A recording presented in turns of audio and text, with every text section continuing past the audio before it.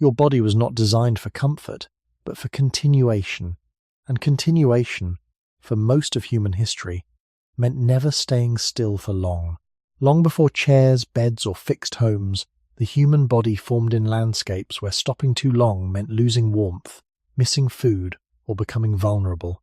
What feels like rest today may once have been a risk. And so even now, in still rooms and quiet nights, something inside you keeps asking to move, not out of habit, but out of memory.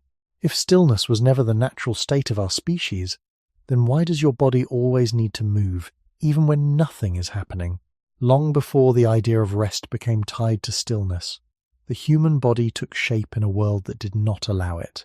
Early humans did not live in fixed places, and they did not remain in one position for long periods.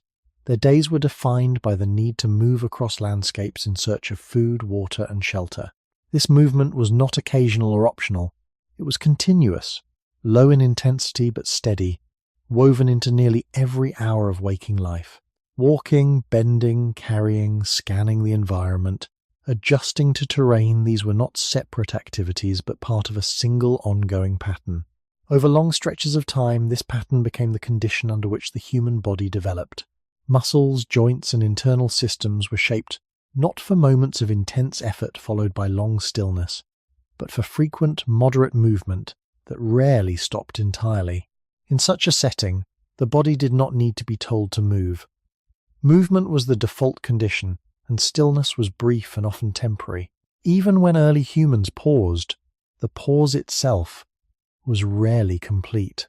Sitting might involve shifting weight, adjusting posture, or remaining alert to sounds and changes in the surroundings. Lying down occurred on uneven ground, without the support or softness that allows complete relaxation today. The surface beneath the body would have required constant small adjustments, preventing long periods of true immobility. This means that what we now call doing nothing would have been unfamiliar to the body during most of its formation. The environment did not support it, and the body did not depend on it. Over generations, the human body became efficient at this kind of constant engagement with the physical world. The structure of the foot reflects repeated walking across varied terrain. The spine shows an ability to adapt to different positions rather than remain fixed in one. The balance system, located within the inner ear, responds continuously to shifts in position, even small ones. None of these systems suggest a design centered on stillness. Instead, they point toward a body that expects to be in motion, even when that motion is subtle. This expectation did not disappear when human environments began to change. The transition to more settled forms of life, such as early agriculture, reduced the need for long-distance movement, but it did not remove movement from daily life. Tasks still required standing, carrying, digging, and walking within a smaller range. The body remained engaged, even if the patterns became more repetitive. Only in very recent history has it become common to remain seated or inactive for extended periods, supported by stable surfaces that remove the need for constant adjustment. From the perspective of human evolution, this is a new condition, one that the body has not fully adapted to. When a person today sits still for a long time and begins to feel discomfort, that sensation can be understood not as a failure of the body, but as a reflection of its deeper structure. The body is responding according to patterns that were established over a much longer period than the modern environment has existed. It is not simply reacting to the present moment, but to a long history in which movement was continuous and necessary. The feeling that something is slightly wrong when remaining still may come from this mismatch between past conditions and present behavior. The body continues to expect a certain level of activity, even when the environment no longer requires it. This does not mean that the body is resisting rest, but that its idea of rest may be different from the one that has developed more recently. In earlier conditions, rest did not mean complete stillness, but a reduction in intensity while maintaining some degree of movement or readiness. This distinction may help explain why, even in quiet and safe environments, the body does not easily settle into complete immobility. It continues to carry within it the traces of a different world, one in which to stop moving entirely was not a neutral choice, but a condition that rarely lasted for long. The pattern of constant movement was not only shaped by the need to travel across large distances, but also by the fine details of how early humans interacted with their immediate surroundings. Even when they remained within a relatively small area, their bodies were rarely at rest in the modern sense. Gathering plants required crouching, reaching, shifting weight from one leg to another, and moving slowly across uneven ground. Preparing simple tools involved repeated hand movements, adjustments in grip, and changes in posture. Watching for signs in the environment, tracks, sounds, changes in light meant turning the head, adjusting the body, and maintaining a state of readiness that prevented complete relaxation. These small, continuous actions formed a background level of activity that never fully stopped. The body was not switching between movement and stillness, but operating along a spectrum where complete stillness was uncommon. This pattern is reflected in the way human joints are structured. Joints such as the hips, knees, and shoulders are capable of a wide range of motion, and they function best when they are used regularly. When a joint moves, even slightly, it helps maintain the distribution of fluids within it, supporting its internal surfaces. Without regular movement, this internal balance changes, and the joint may begin to feel stiff or uncomfortable. This is not an error in the system, but a sign that the system expects motion as part of its normal operation. In the context of early human life, this expectation was constantly met. There were few situations in which a joint would remain in one fixed position for long enough to create discomfort. The same pattern can be observed in the muscles that support posture. Modern environments often encourage holding a single position, such as sitting upright for extended periods. In contrast, early humans did not maintain one fixed posture for long. Standing involved subtle shifts in balance. Sitting on the ground required adjusting to the surface, often changing position over time. Lying down on natural terrain meant responding to uneven pressure, which led to frequent small movements during rest. These adjustments were not conscious decisions, but automatic responses to the environment. Over time, the body became accustomed to this constant variation, and its systems were tuned to expect it. This helps explain why holding a perfectly still posture today can feel unnatural or tiring, even when the position itself does not require significant effort. The body is not only responding to physical strain, but also to the absence of variation that it has long depended on. Looking further back toward the early stages of human development, this pattern begins even before birth. Movement in the womb plays a role in shaping the developing body, influencing the formation of muscles and joints. After birth, infants move frequently and spontaneously, not for a specific purpose, but as part of normal development.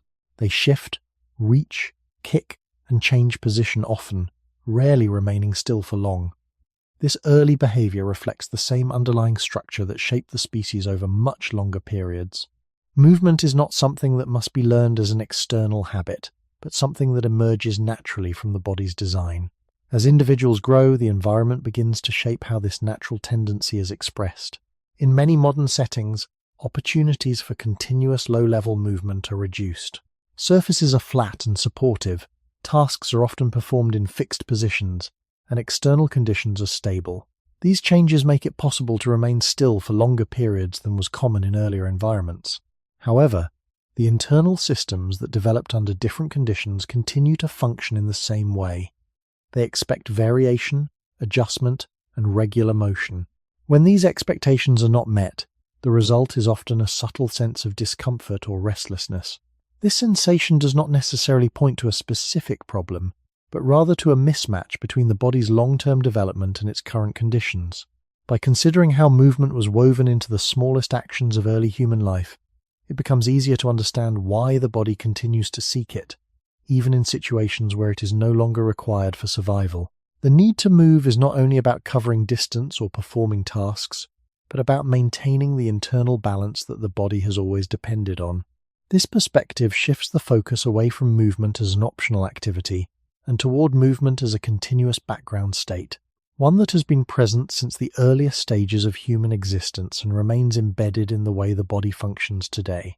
If movement formed the background of human life for such a long time, then it also shaped how the body understands time, space, and effort in ways that are not immediately visible.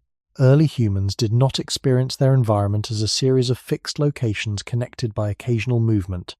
Instead, movement itself was the way space was known. Distance was not measured in abstract units, but in the time and energy required to walk, climb, or carry. A place was not simply where one stayed, but where one arrived after moving through terrain that required constant adjustment. This means that the body's sense of orientation, balance, and awareness developed in close connection with motion. The inner systems that help a person know where they are in space rely on signals that change with movement, even subtle shifts. When these signals become too constant, as they often do in modern still environments, the system receives less variation than it was shaped to expect. This can create a quiet sense that something is incomplete, even if the external conditions appear stable. The same pattern appears in how the body manages energy. In early human conditions, energy use was distributed across long periods of low to moderate activity, rather than concentrated in short bursts followed by long inactivity. Walking, gathering, and carrying were sustained over time, with intensity rising and falling gradually. This created a rhythm in which the body remained engaged without reaching extremes. Systems involved in energy regulation adapted to this pattern. They became efficient at supporting ongoing activity rather than preparing for long intervals of stillness. When activity stops completely for extended periods, the transition is not always smooth. The body may not immediately shift into a state that feels restful, because its systems are tuned to a different rhythm. This does not mean that rest is impossible, but that the form of rest the body expects may include some degree of continued movement or change. Looking at the broader history of human environments, the absence of long-term stillness becomes even more clear. Shelters were temporary or semi-permanent, often requiring maintenance and adjustment. Weather conditions changed frequently, influencing how and where people positioned themselves. Social life also involved movement, whether through cooperation in tasks or communication within small groups that were not fixed in place. These factors combined to create a setting in which remaining completely still for extended periods was not only uncommon, but often impractical. The body adapted within this context, developing systems that remain responsive to change rather than settled into prolonged stability. Even sleep, which might seem like a natural period of stillness, did not always involve complete immobility. Natural sleeping surfaces, variations in temperature, and the need for awareness in less controlled environments likely led to shifts in position during the night. The body did not fully disconnect from its surroundings, and subtle movements continued as part of maintaining comfort and readiness. This suggests that the idea of remaining in a single position for many hours is not deeply rooted in the conditions under which the human body evolved. When viewed from this perspective, the modern experience of trying to remain still can be understood as entering a state that the body recognizes as unfamiliar. The quiet signals that encourage movement are not random or unnecessary. They are part of a system that has long relied on variation, adjustment, and continuous interaction with the environment. These signals do not demand large actions.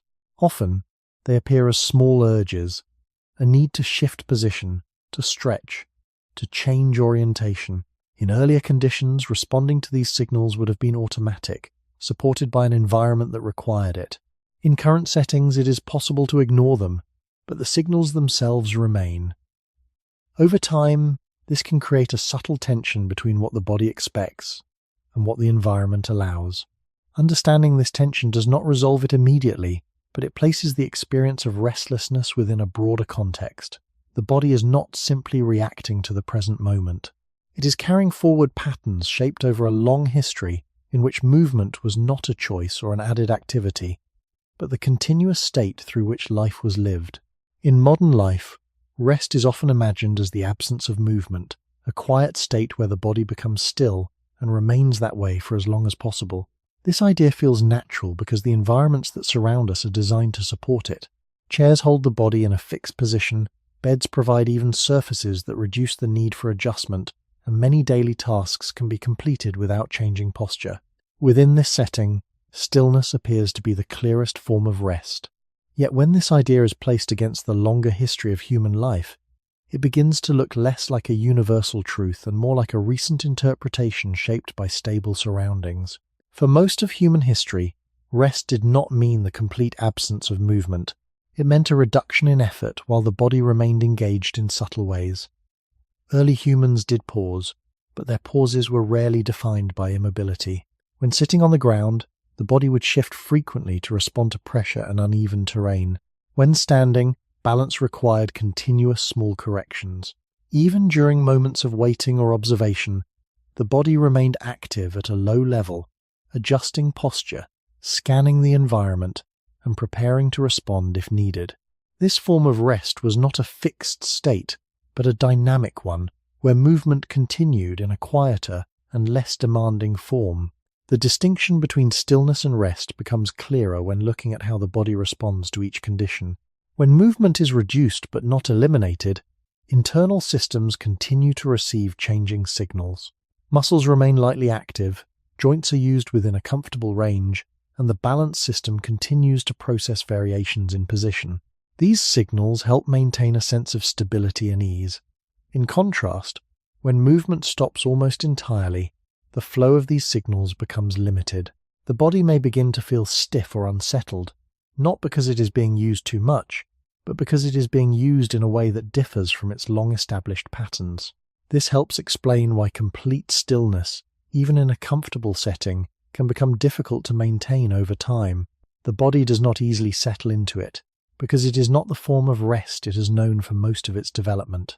Archaeological and anthropological observations support this view by showing that early human environments did not provide conditions for prolonged immobility. Surfaces were rarely even or supportive enough to allow the body to remain in one position without adjustment. Daily life required attention to surroundings, which kept the body responsive and ready. Even within early settled communities, rest periods were shaped by the need to remain aware of changes in weather, animals, and other people. These factors created a form of rest that was integrated with light movement and constant adjustment, rather than separated from it. The body adapted within this framework, developing systems that treat movement and rest not as opposites, but as parts of a continuous range. This perspective also appears in the behavior of young children, who often move even when they are not engaged in a specific task. They shift positions, change posture, and explore different ways of sitting or lying down. This behavior is not driven by a conscious goal, but reflects the body's underlying tendency to avoid long periods of complete stillness. It suggests that the natural state of the human body includes variation, even during moments that might be described as rest.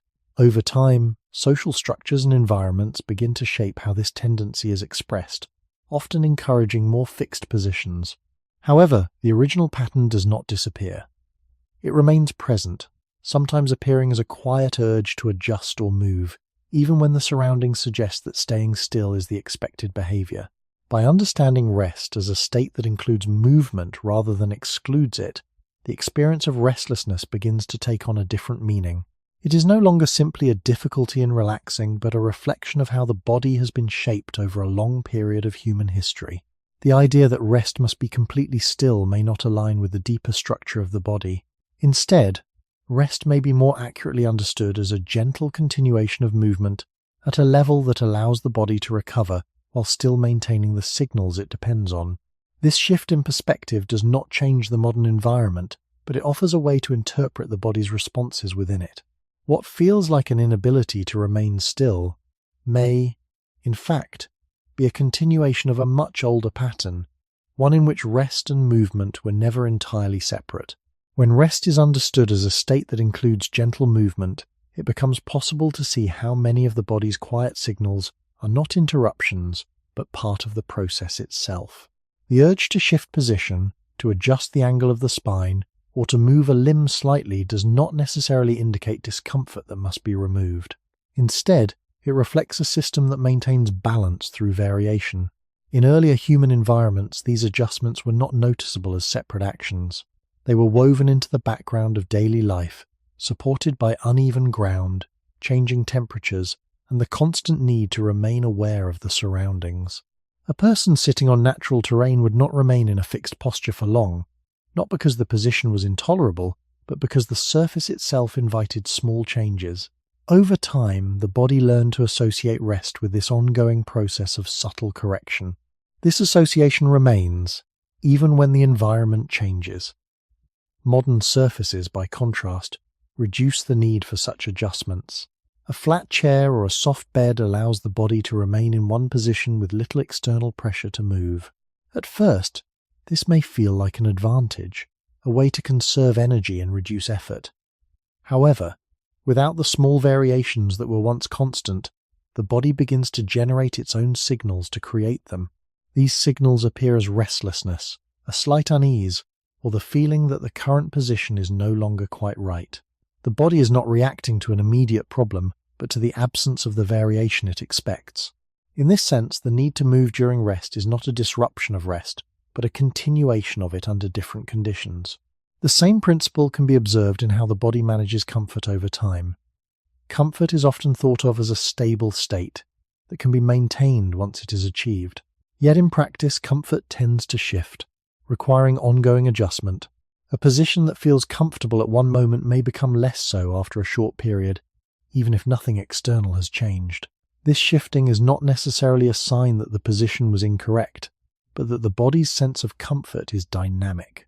It depends on change, not on maintaining a single arrangement indefinitely. In earlier human contexts, this dynamic quality of comfort would have been supported naturally by the environment. Surfaces, postures, and conditions would have varied enough to keep the body within a range of ease without requiring conscious effort. In modern settings, where conditions are more constant, the responsibility for this variation shifts inward, and the body begins to produce the need for change from within. Looking back toward the broader arc of human development, it becomes clear that the separation between movement and rest is not deeply rooted. Instead, the two have always existed along a continuum, with rest representing a lower level of activity rather than its complete absence. This continuum allowed early humans to remain responsive while conserving energy, maintaining a balance between readiness and recovery. The body systems that support this balance are still present, and they continue to operate according to patterns that were established over long periods. When the body is placed in a condition of prolonged stillness, it does not fully enter a state that matches its long-term expectations. Instead, it remains partially active, sending signals that encourage a return to variation. These signals are often subtle, and they may be interpreted as distractions or discomfort. However, they can also be understood as part of a regulatory process that aims to maintain internal balance. Even during sleep, this process can be observed. People rarely remain completely still throughout the night. They shift positions, adjust their limbs, and respond to changes in pressure and temperature, often without waking. These movements are not interruptions of rest, but part of the way rest is maintained over time. In earlier human environments, where sleeping surfaces were less uniform and conditions less controlled, such movements would have been even more frequent.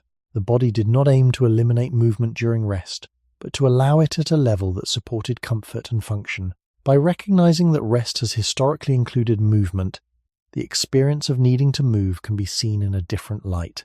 It is not necessarily a failure to relax, but a continuation of a pattern that has been present throughout human history. The body is not asking to abandon rest, but to shape it in a way that aligns with its deeper structure. This perspective does not require changing the environment immediately, but it offers a way to understand the body's responses without viewing them as problems to be removed. Instead, they can be seen as expressions of a system that remains connected to a time when rest and movement were never entirely separate, but always intertwined in quiet and continuous ways. The modern habit of treating stillness as the purest form of rest also changes how people judge their own bodies. When a person lies down and quickly feels the need to turn, stretch, bend a knee, or adjust the weight of the shoulders, it is easy to interpret this as a sign that something is wrong.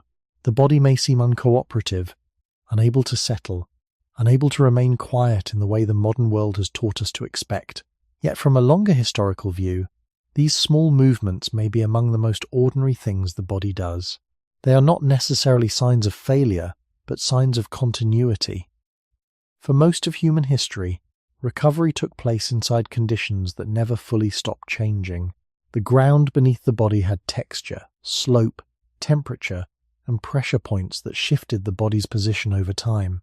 The air changed with wind, cold, humidity, and the movement of other living things nearby. Light faded slowly, sounds rose and fell, and the body remained part of an environment that was never completely still. Under those conditions, rest could not become a sealed state separated from the world. It remained open, responsive, and lightly active. This matters because the body's inner systems did not evolve to interpret complete immobility as the only route toward restoration.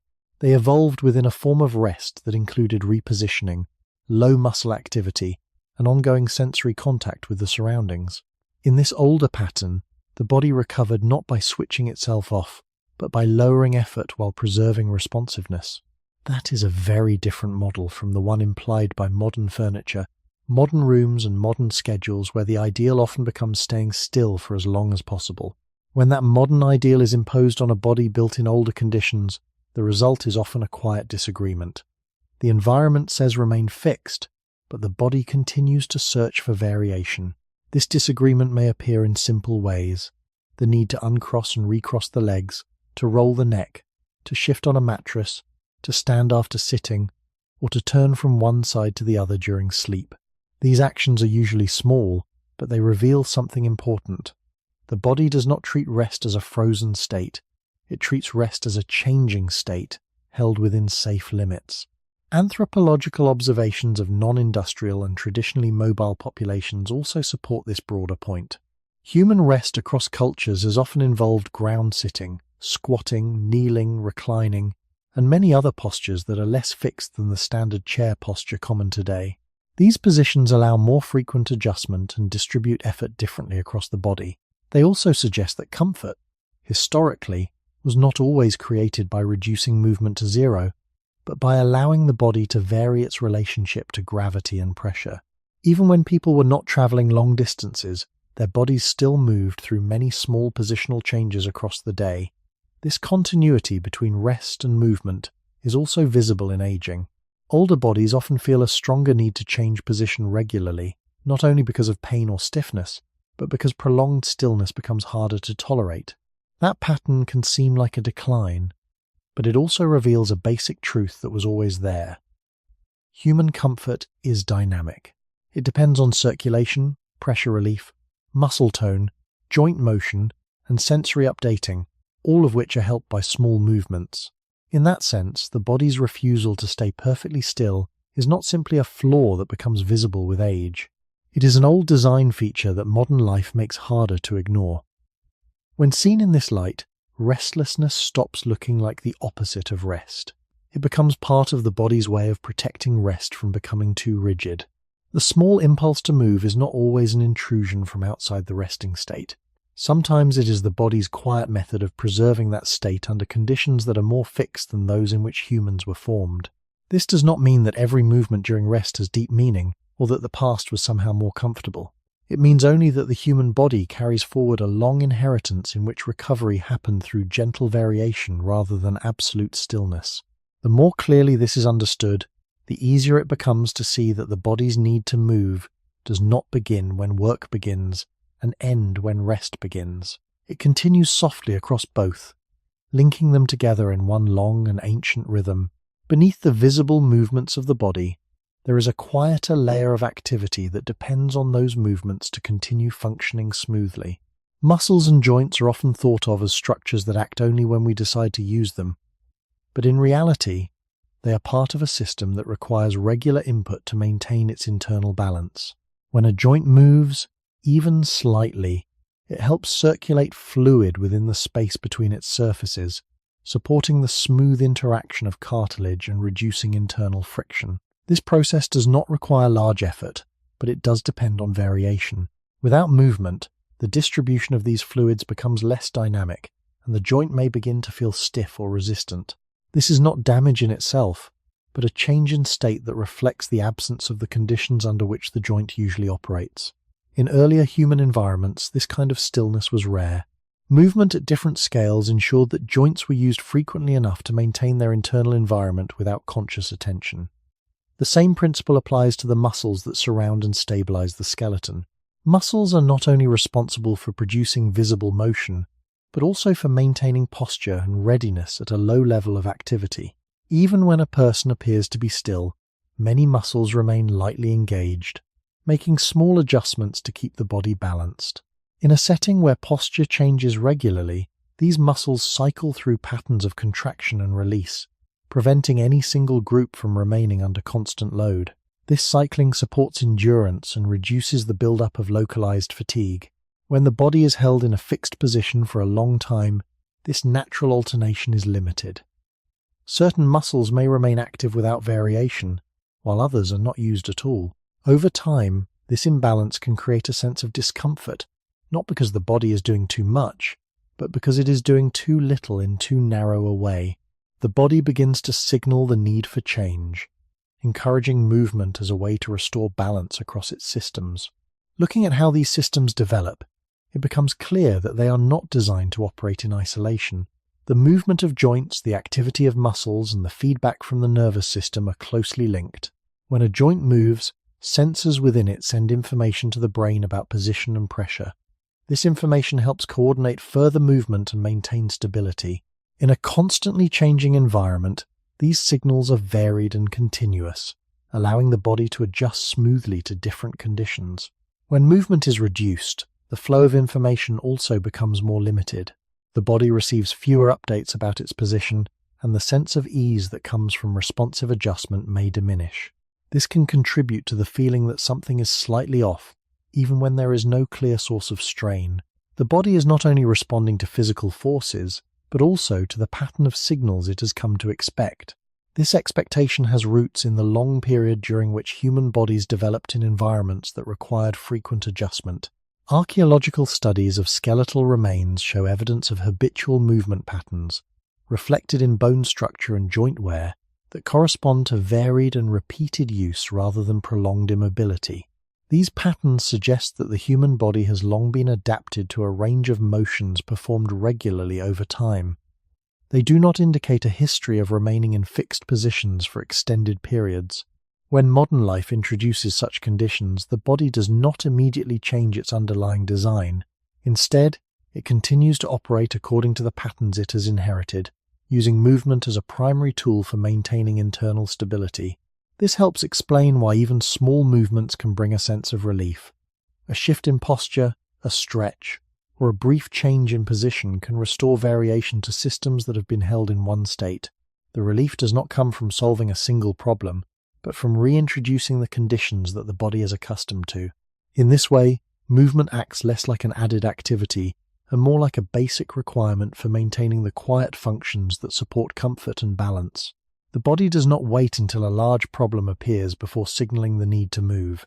It signals early, through subtle sensations that invite small changes. These signals may be easy to overlook, especially in environments that encourage stillness, but they are part of a long-established relationship between movement and internal function. Understanding this relationship reveals that the need to move is not only about external tasks or visible actions.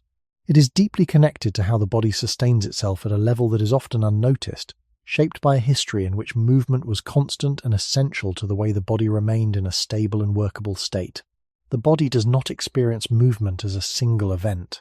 It experiences movement as a constant exchange between load and release, pressure and relief, tension and adjustment. This exchange is especially important in tissues that are easy to ignore because they work quietly in the background. Tendons, ligaments, fascia, and the smaller stabilizing muscles around joints all depend on regular changes in force. They are not meant to remain under one unchanging condition for very long. When the body shifts position, these tissues alter how weight is distributed, how force travels through the limbs and spine, and how different parts of the body share the work of support. In a life shaped by varied terrain, ground sitting, walking, bending, carrying, and reaching, this redistribution would have happened almost without pause. One posture flowed into another, and no single arrangement dominated the entire day. As a result, the tissues of the body were exposed to a wide range of small mechanical signals. Those signals helped maintain resilience, not because every movement was intense, but because the body was rarely locked into one pattern long enough for strain to gather in only one place. This helps explain a common feature of modern stillness. Discomfort often appears not when the body is heavily challenged, but when it is held in a narrow pattern for too long. A seated posture may not look demanding, yet it places steady load on selected tissues while reducing the normal variation that would spread that load more widely.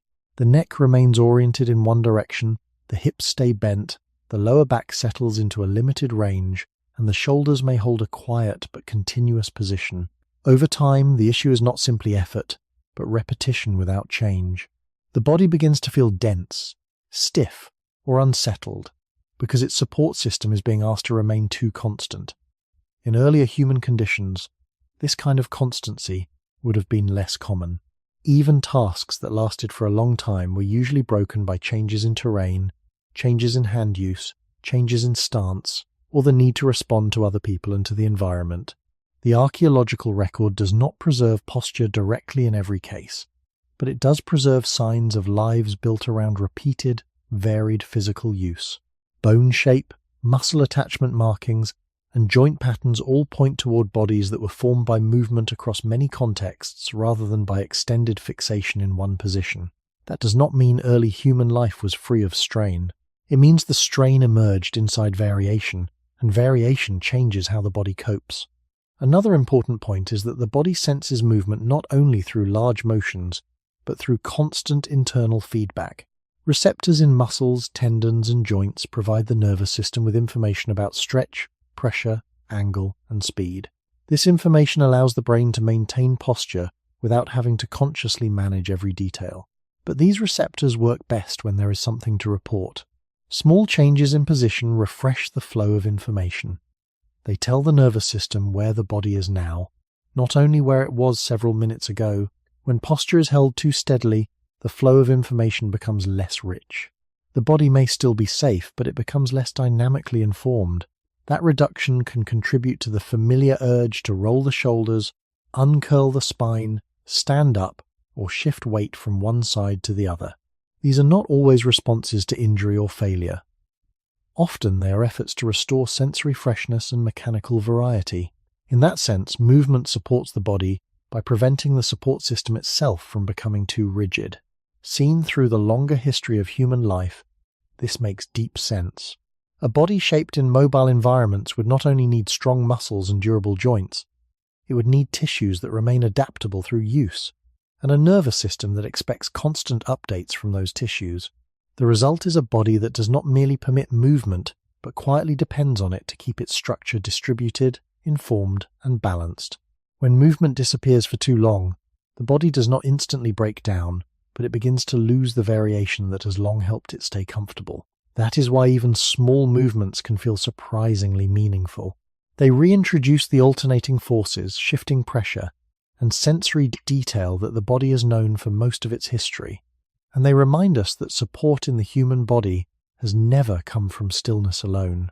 There is also a deeper layer to how the body depends on movement, one that is not always visible in the structure of muscles or joints, but can be felt in the overall sense of ease or unease within the body.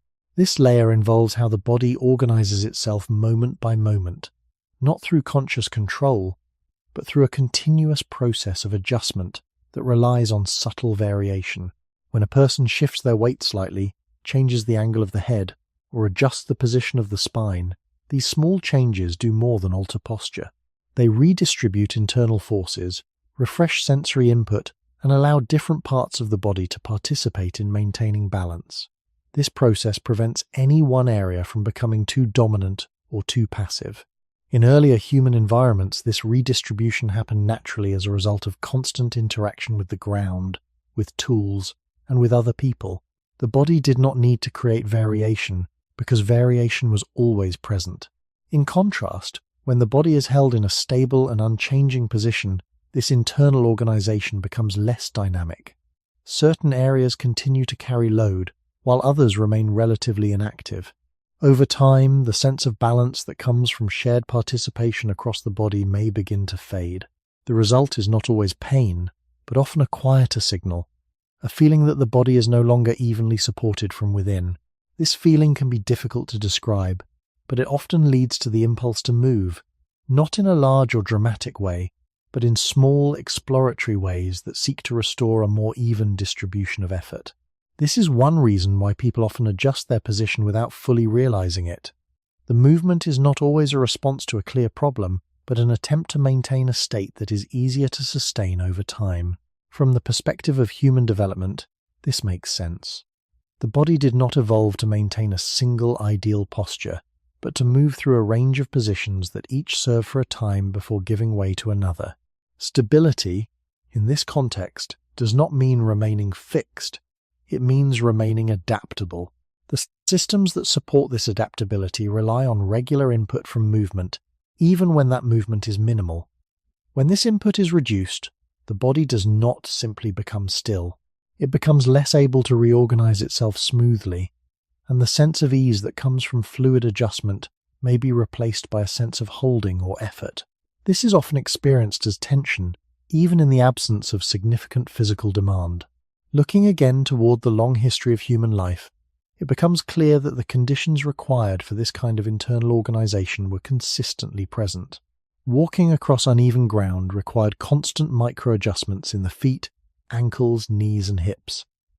Carrying objects required the body to shift load from one side to another. Sitting on the ground involved changing positions to accommodate pressure and balance. Even simple acts like reaching or turning involved coordinated changes across multiple parts of the body. These patterns ensured that no single configuration lasted too long.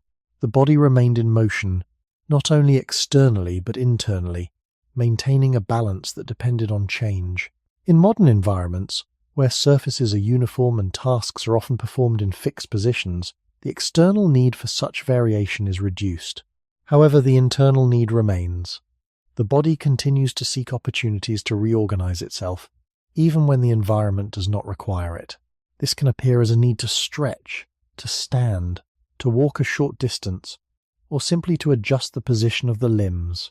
These actions may seem minor, but they play a role in restoring the internal balance that the body depends on. They are not interruptions of stillness, but part of a larger pattern that includes both movement and rest. Understanding this pattern helps to place the experience of needing to move within a broader context.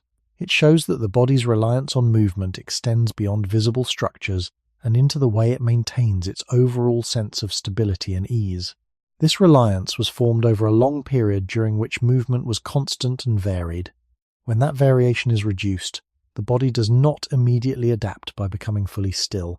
Instead, it continues to express its original pattern, using small movements to maintain the conditions it recognizes. In this way, the need to move is not simply about avoiding discomfort. It is about preserving a form of internal organization that has been present throughout human history, linking the structure of the body to the environments in which it was shaped and to the quiet processes that continue to support it today. Movement matters to the circulation of the human body in a way that is easy to overlook because the heart is often imagined as doing all of the work by itself. The heart is central, but it does not operate in isolation. Blood must travel through a body shaped by gravity, posture, muscle tension, pressure, and repeated changes in position. When the body moves, even gently, muscles in the legs, feet, and trunk compress nearby veins and help push blood back upward toward the heart. This is sometimes described as a kind of assisting mechanism, not separate from circulation but woven into it. In a body that walks, shifts, bends, stands, squats, or changes posture often, this support happens constantly throughout the day without much awareness. In a body that remains still for long periods, that assistance becomes reduced, and the experience of heaviness, sluggishness, or dull discomfort may begin to appear. This does not mean that the circulatory system fails in stillness, but that it functions in a different and often less comfortable way when movement is removed from the process for too long. Looking back across most of human history, the conditions under which circulation operated were rarely conditions of prolonged immobility. Early humans did not spend long hours sitting in one posture with the lower body largely inactive. Their days involved repeated changes in elevation, direction, and stance. Walking over uneven ground meant the foot and calf were constantly engaged. Stooping, carrying, and rising again altered the distribution of weight and pressure through the body. Even rest often happened in postures that still required some degree of muscular activity and repositioning. Under those circumstances, circulation was not being supported only by the heart's rhythm, but by the body's own pattern of motion. This long partnership between circulation and movement became part of the normal background of human life. The body was not designed around the expectation that blood would move efficiently through hours of near-complete lower body stillness, because such a pattern barely existed during the long formation of the species. This older relationship between motion and blood flow helps explain why long stillness often creates sensations that are difficult to ignore. Legs may feel dense or warm. Feet may feel slightly swollen. The body may begin asking for a stretch, a step, or a change in posture even before a person consciously decides to move. These signals are not random. They reflect the fact that circulation is a distributed process influenced by the whole body, not only by one organ. The veins especially are affected by posture and muscular activity, because returning blood upward from the lower parts of the body must work against gravity. In mobile human environments, this challenge was offset again and again by ordinary movement. In modern settled environments, where chairs, vehicles, and long indoor tasks are common, the body may remain in positions that reduce this natural assistance. The discomfort that follows is not merely psychological impatience. It can be understood as part of a physical system asking for the kind of help it has usually received across thousands of generations. Even the pace of circulation is connected to the historical shape of human life in more subtle ways. Human bodies evolved under conditions in which activity and rest alternated, but neither state usually involved complete passivity for long. Light movement persisted through daily tasks, social interaction, tool use, and ground-based postures. That meant the circulatory system operated inside a world of repeated pulses coming not just from the heartbeat, but from the body's own shifting structure. This may be one reason why stillness often feels less restful after a certain point. The body may be safe and seated, yet some internal processes begin to lose the quiet support they normally expect. As a result, the need to move does not always feel like a desire for exertion. It may feel smaller and simpler than that, more like an urge to restore flow. A short walk, a change in leg position, standing for a moment, or stretching the feet can feel relieving not because they solve a dramatic problem, but because they return circulation to the conditions under which the human body has long operated most comfortably. Seen this way, the body's need to move is not only about muscles or habits. It is also about helping blood travel through a form shaped by gravity and history. A form that for most of its existence was rarely asked to remain still for very long at all. The relationship between movement and circulation is not only mechanical but also rhythmic. Blood does not move through the body in a perfectly steady stream. It moves in pulses, shaped by the beating of the heart, by the elasticity of blood vessels, and by the changing pressures created throughout the body. Movement adds another layer to this rhythm. Each step, each shift of weight, each small contraction of a muscle alters pressure in local areas, helping guide blood through paths that respond to both structure and motion. In a life that includes frequent changes in position, this creates a complex but balanced pattern, where circulation is continually adjusted to match the body's needs. This pattern does not depend on large or intense movement. It depends on variation. When variation is present, circulation is supported from many directions at once. When variation is reduced, the pattern becomes simpler and less responsive, and the body may begin to notice the difference. This can be felt not only in the limbs, but in a more general sense of energy and clarity. Looking at early human environments, the conditions that supported this kind of rhythmic circulation were consistently present. Walking across different surfaces required constant engagement from the lower body, with muscles contracting and releasing in a natural sequence. Changes in posture, such as moving from standing to squatting or sitting on the ground, altered how blood was distributed and how pressure moved through the vessels.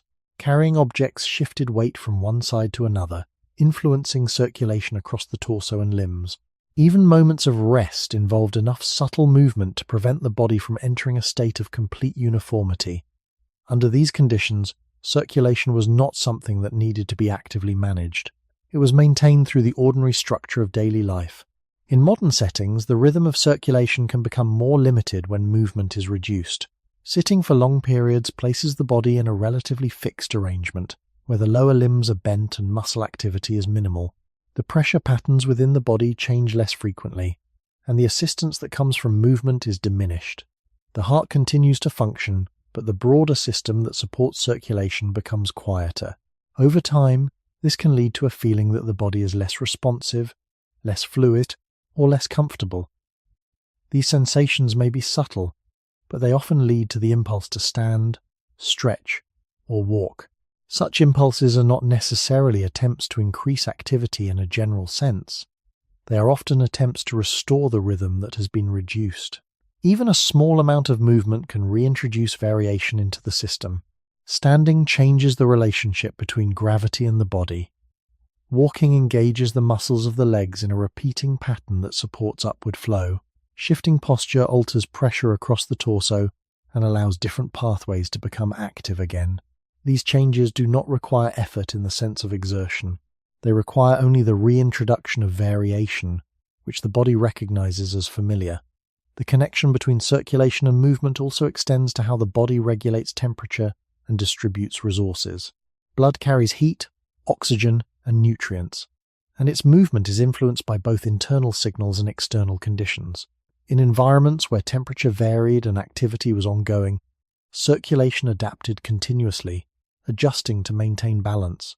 In more controlled environments, where temperature and posture remain stable, some of these adjustments become less frequent. The body may still function well, but it may lose some of the subtle responsiveness that comes from constant change. This can contribute to a sense of dullness or inactivity that is not directly tied to fatigue, but to the absence of variation in internal processes. From a broader historical perspective, it becomes clear that the human body did not evolve in conditions where circulation could remain stable without regular input from movement. Instead, it developed within a system where motion, posture, and environment were always interacting. The need to move, even slightly, reflects this long history. It is not only a response to immediate discomfort, but a continuation of a pattern in which circulation has always been supported by the body's own activity. When that activity is reduced, the body does not immediately adapt by becoming fully still. It continues to seek the rhythms it has known, using small movements to restore a sense of flow that has been present throughout most of human existence. The body's need to move for the sake of circulation also helps explain why stillness can gradually change not only how the limbs feel, but how the whole body feels from within. When blood flow becomes less dynamically supported by posture changes and muscle activity, the result is often not dramatic enough to be called illness, yet it is noticeable enough to shape experience. A person may begin to feel heavy without having done hard work, dull without being truly sleepy, or restless without knowing exactly why. These states are easy to misunderstand because they do not always arrive as clear pain. They often appear as a loss of freshness inside the body, as if the body has become quieter in the wrong way.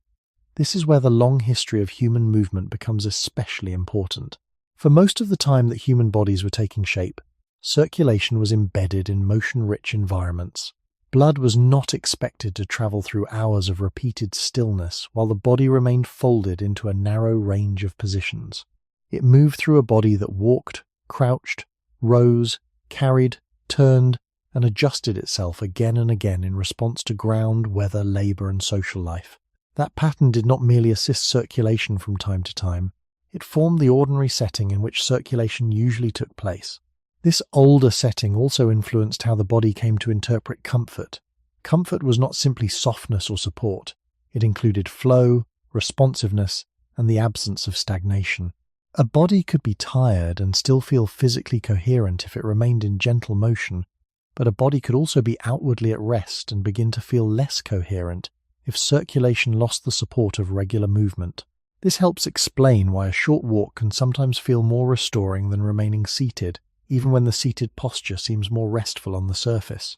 The walk does not only engage the muscles, it reorganizes the internal movement of blood, changes pressure patterns throughout the body, and restores a broader sense of circulation that the body has long recognized. In this way, movement does not oppose rest. It often protects the body from a kind of stillness that becomes too narrow for comfort. Historical change has made this tension easier to notice. In settled agricultural societies, and later in urban and industrial ones, daily life became more structured around repeated tasks in bounded spaces. But even then, much of life still involves standing, carrying, bending, and moving between places. Only very recently has it become common for large numbers of people to spend many hours each day sitting with minimal lower body activity. From the perspective of evolutionary time, that is a very new condition. The circulatory system itself remains ancient. It still works within a body that formed under very different rhythms. It still responds to gravity, to posture, and to muscular assistance in ways that reflect a much older human world. That is why the urge to stand up after sitting for too long can feel so immediate and so ordinary. The body is not demanding intense action. It is asking for a return to a pattern of support that has accompanied circulation for a very long time. Even small habitual gestures reveal this truth. People tap their feet, shift their legs, roll their ankles, stretch their calves, or rise for no reason that seems urgent. These are often treated as minor habits, yet they may also be read as quiet acts of maintenance. The body is not waiting passively for circulation to take care of itself under fixed conditions. It participates. It asks for variation because variation has long been part of how blood moves comfortably through a human form. Seen this way, the body's need to move becomes less mysterious. It is not only about escaping stiffness or restlessness in a vague sense. It is about preserving a living flow inside a body shaped by motion across landscapes and through time. What now feels like a simple urge to stand, shift, or walk may carry within it a much older memory of how the human body stayed alert, balanced, and physically at ease for most of its history. Not in perfect stillness, but in repeated and gentle movement. The human brain is often imagined as a separate center of control, observing the body from a distance and directing its actions when needed. Yet in practice, the brain does not stand apart from the body. It is deeply dependent on the constant stream of signals that come from muscles, joints, skin, and internal systems. These signals do not only inform the brain about movement after it happens, they shape how the brain understands the body at every moment, including when the body appears still. When a person shifts position, even slightly, receptors in the joints and muscles send updated information about angle, tension, and pressure. The brain uses this information to maintain a sense of orientation and stability. Without these updates, the internal picture of the body becomes less precise, not in a dramatic way, but in a subtle and cumulative way that can influence how comfortable or settled a person feels. In environments where movement is frequent, this stream of information remains rich and varied. In environments where movement is reduced, the stream becomes narrower, and the brain must work with fewer changes to interpret the state of the body. Over time, this reduction can contribute to a quiet sense of unease or restlessness, even when no clear physical strain is present. This relationship between movement and perception has deep roots in human development. From early life, the brain learns about the body through movement. Infants explore their surroundings by reaching, turning, rolling, and shifting position. These actions are not only about interacting with the environment, they are also about building an internal map of the body itself. Each movement provides new information, helping the brain refine its understanding of where the body is and how it can act. This process continues throughout life, though it becomes less visible as movements become more habitual. The brain continues to rely on changes in position and pressure to maintain its internal representation of the body. When these changes are reduced, the clarity of that representation may also change, leading to a sense that the body is less defined or less settled in space. Looking back to the conditions under which the human brain evolved, it becomes clear that a steady flow of bodily information was the norm. Early humans moved through complex environments that required constant adjustment. Uneven ground, shifting light, varying weather, and the presence of other living beings all contributed to a setting in which the body was rarely static. The brain adapted within this context, learning to process a wide range of sensory inputs that changed continuously. This adaptation did not disappear when environments became more stable. The brain continues to expect variation, even when the surroundings no longer require it. This expectation is not always conscious, but it can be felt as a need for change when the body remains too still for too long. The sense of restlessness that often appears during prolonged stillness can be understood as part of this process. It is not simply a matter of impatience or lack of discipline. It reflects the brain's response to a reduced flow of sensory information. Without regular updates from the body, the brain may begin to generate signals that encourage movement, not to achieve a specific goal, but to restore the flow of information it depends on. These signals are often gentle. They may appear as a desire to adjust posture, to stretch, or to stand for a moment. Responding to them can bring a sense of relief, not because a problem has been solved, but because the brain has regained access to a richer set of signals about the body's state. This perspective suggests that the need to move is not only rooted in physical structures, but also in how the brain maintains its connection to the body. Movement provides the variation that keeps this connection active and clear. When movement is reduced, the connection becomes less dynamic, and the brain responds by seeking to restore it. This process has been present throughout human history, shaped by environments in which the body was rarely still for long. The modern experience of trying to remain motionless for extended periods places the brain in a condition that differs from the one it has long known. The resulting sense of unease is not necessarily a sign of weakness or failure. It may be a reflection of how closely the brain and body remain linked, and how much that link depends on the quiet, continuous presence of movement. The connection between the brain and the body does not only depend on the presence of movement, but also on the quality and variation of the signals that movement provides. When the body changes position, the brain receives information from many sources at once. The skin reports shifts in pressure and temperature. The inner ear detects changes in balance and orientation. Muscles and joints provide feedback about length, tension, and alignment. Together, these signals create a layered picture that allows the brain to maintain a stable sense of where the body is and how it relates to the surrounding space. In a life that includes frequent, varied movement, this picture is constantly refreshed. It remains flexible, detailed, and responsive.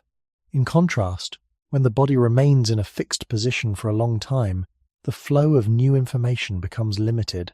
The signals do not disappear, but they change less, and the brain receives fewer updates about the body's current state. This reduction in variation can alter how the body is experienced from within. The sense of being grounded or clearly oriented may become less distinct, replaced by a more neutral or unsettled feeling that encourages change. This process is not usually noticed directly, but it becomes visible in the small ways people respond to stillness. A person may begin to shift in their seat, adjust their posture, or seek a different position without a clear reason. These actions are often automatic, guided by a system that is seeking to restore variation rather than solve a specific problem. From the perspective of human history, this behavior reflects a long-standing relationship between perception and movement. Early human environments provided a constant stream of changing sensory input. Walking across uneven terrain, interacting with objects, responding to weather, and coordinating with others all contributed to a rich and varied sensory landscape. The brain developed within this landscape, learning to process information that was always changing. As a result, stability did not come from the absence of change, but from the ability to adapt to it. The brain became skilled at maintaining a coherent sense of the body within a world that was never completely still. This skill continues to operate in modern environments, but the conditions under which it is used have changed. When the external world becomes more stable, the internal system may begin to seek variation on its own. This can appear as a need to move, even when the surroundings do not require it. The brain is not simply reacting to boredom or lack of stimulation in a general sense. It is responding to a specific reduction in bodily information, and it is attempting to restore the balance that it has long relied on. This helps explain why even very small movements can have a noticeable effect on how a person feels. A slight shift in posture can change pressure patterns across the body. A stretch can alter muscle tension and joint angles. Standing up can introduce new signals from the lower body and change the way gravity is experienced. Each of these actions provides fresh input to the brain, helping to rebuild a more detailed and responsive internal picture. The relief that follows is often subtle, but it reflects a return to a more familiar state of ongoing variation. This relationship between movement and perception also influences how the brain organizes attention. When the body is engaged in gentle movement, attention can remain distributed and flexible.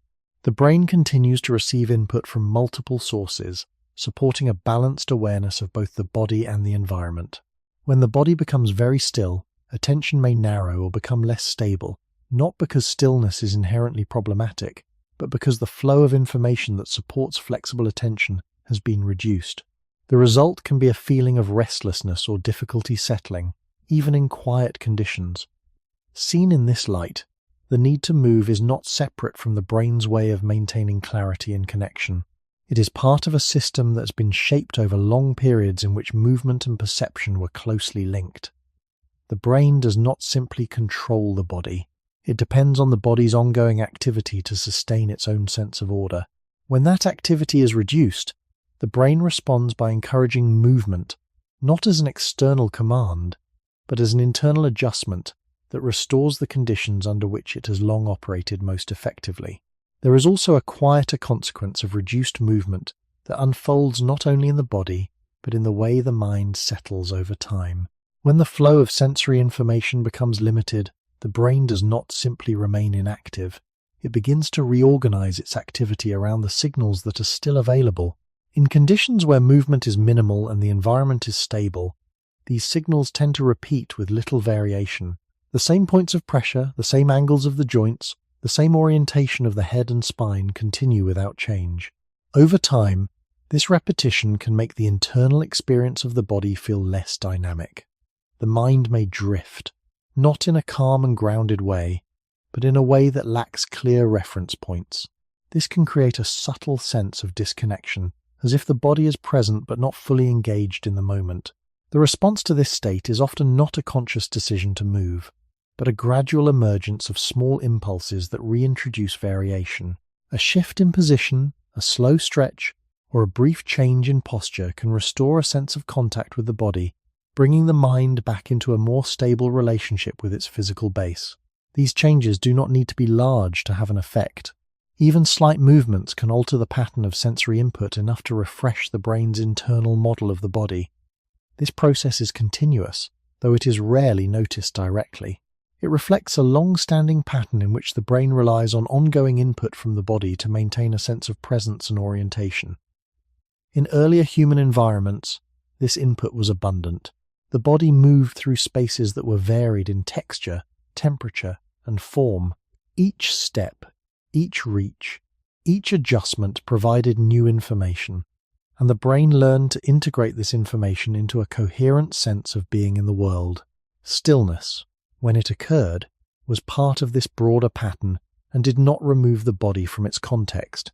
Even at rest, the environment continued to change, and the body continued to respond in small ways. This meant that the brain rarely experienced a condition in which both the body and the surroundings remained constant for long periods. In modern environments, it is possible to create such conditions. A person can sit or lie in a stable position, surrounded by surfaces that do not change and stimuli that remain constant. While this can be comfortable in some respects, it also reduces the flow of new information that the brain has long used to maintain its sense of connection to the body. The result may not be immediate discomfort, but over time it can lead to a quiet sense that something is missing. The mind may feel less anchored, less clearly tied to the body's position in space. This feeling often gives rise to the need to move, not as a reaction to pain, but as a way of restoring a more complete sense of presence. Movement, in this context, acts as a bridge between the physical and the mental. It re-establishes the flow of information that allows the brain to remain oriented and engaged. This does not mean that stillness has no place in human life. Rather, it suggests that stillness becomes more sustainable when it is part of a pattern that includes variation. When periods of stillness are balanced by periods of movement, the brain continues to receive the range of signals it depends on. When stillness becomes prolonged and unchanging, the brain may begin to seek variation on its own, through impulses that encourage the body to move. These impulses are not disruptions of calm, but part of the system that maintains it over time. Understanding this relationship helps to explain why the need to move can persist even in quiet, controlled environments. It shows that the brain does not simply adapt to stillness by becoming inactive. It remains engaged, continuously monitoring the body and responding to changes in the flow of information. When that flow becomes too limited, the brain responds in the only way it can, by encouraging the body to reintroduce variation. This response is not new. It is part of a pattern that has been present throughout human history, shaped by environments in which movement was constant and the connection between body and mind was maintained through ongoing change. The human body does not operate on a single, unchanging level of activity. Instead, it follows rhythms that rise and fall across the day, shifting between periods of greater engagement and periods of reduced effort. These rhythms are not limited to sleep and wakefulness. They extend into how the body moves, how it uses energy, and how it prepares for changes in the environment. In modern life, it is common to think of rest as a long, uninterrupted state that balances periods of work. However, when viewed across the longer history of human life, this idea becomes less consistent with how the body was shaped. Early humans did not divide their time into long blocks of stillness followed by long blocks of intense activity. Their days were structured by repeated cycles of movement and relative rest, each blending into the next. A period of walking might be followed by a slower pace of gathering or observing, then by standing, sitting, or lying down, often for a shorter duration before movement resumed. These transitions created a pattern in which the body rarely remained at one level of activity for long. Instead, it moved gradually between states, maintaining a kind of continuity that allowed systems within the body to adjust smoothly. This pattern is reflected in the way energy is used and restored. Rather than being depleted completely and then recovered in a single extended period, energy was managed through smaller adjustments spread across time. Movement did not always demand high effort, and rest did not require complete stillness. The body remained engaged at varying intensities, allowing recovery to occur alongside ongoing activity.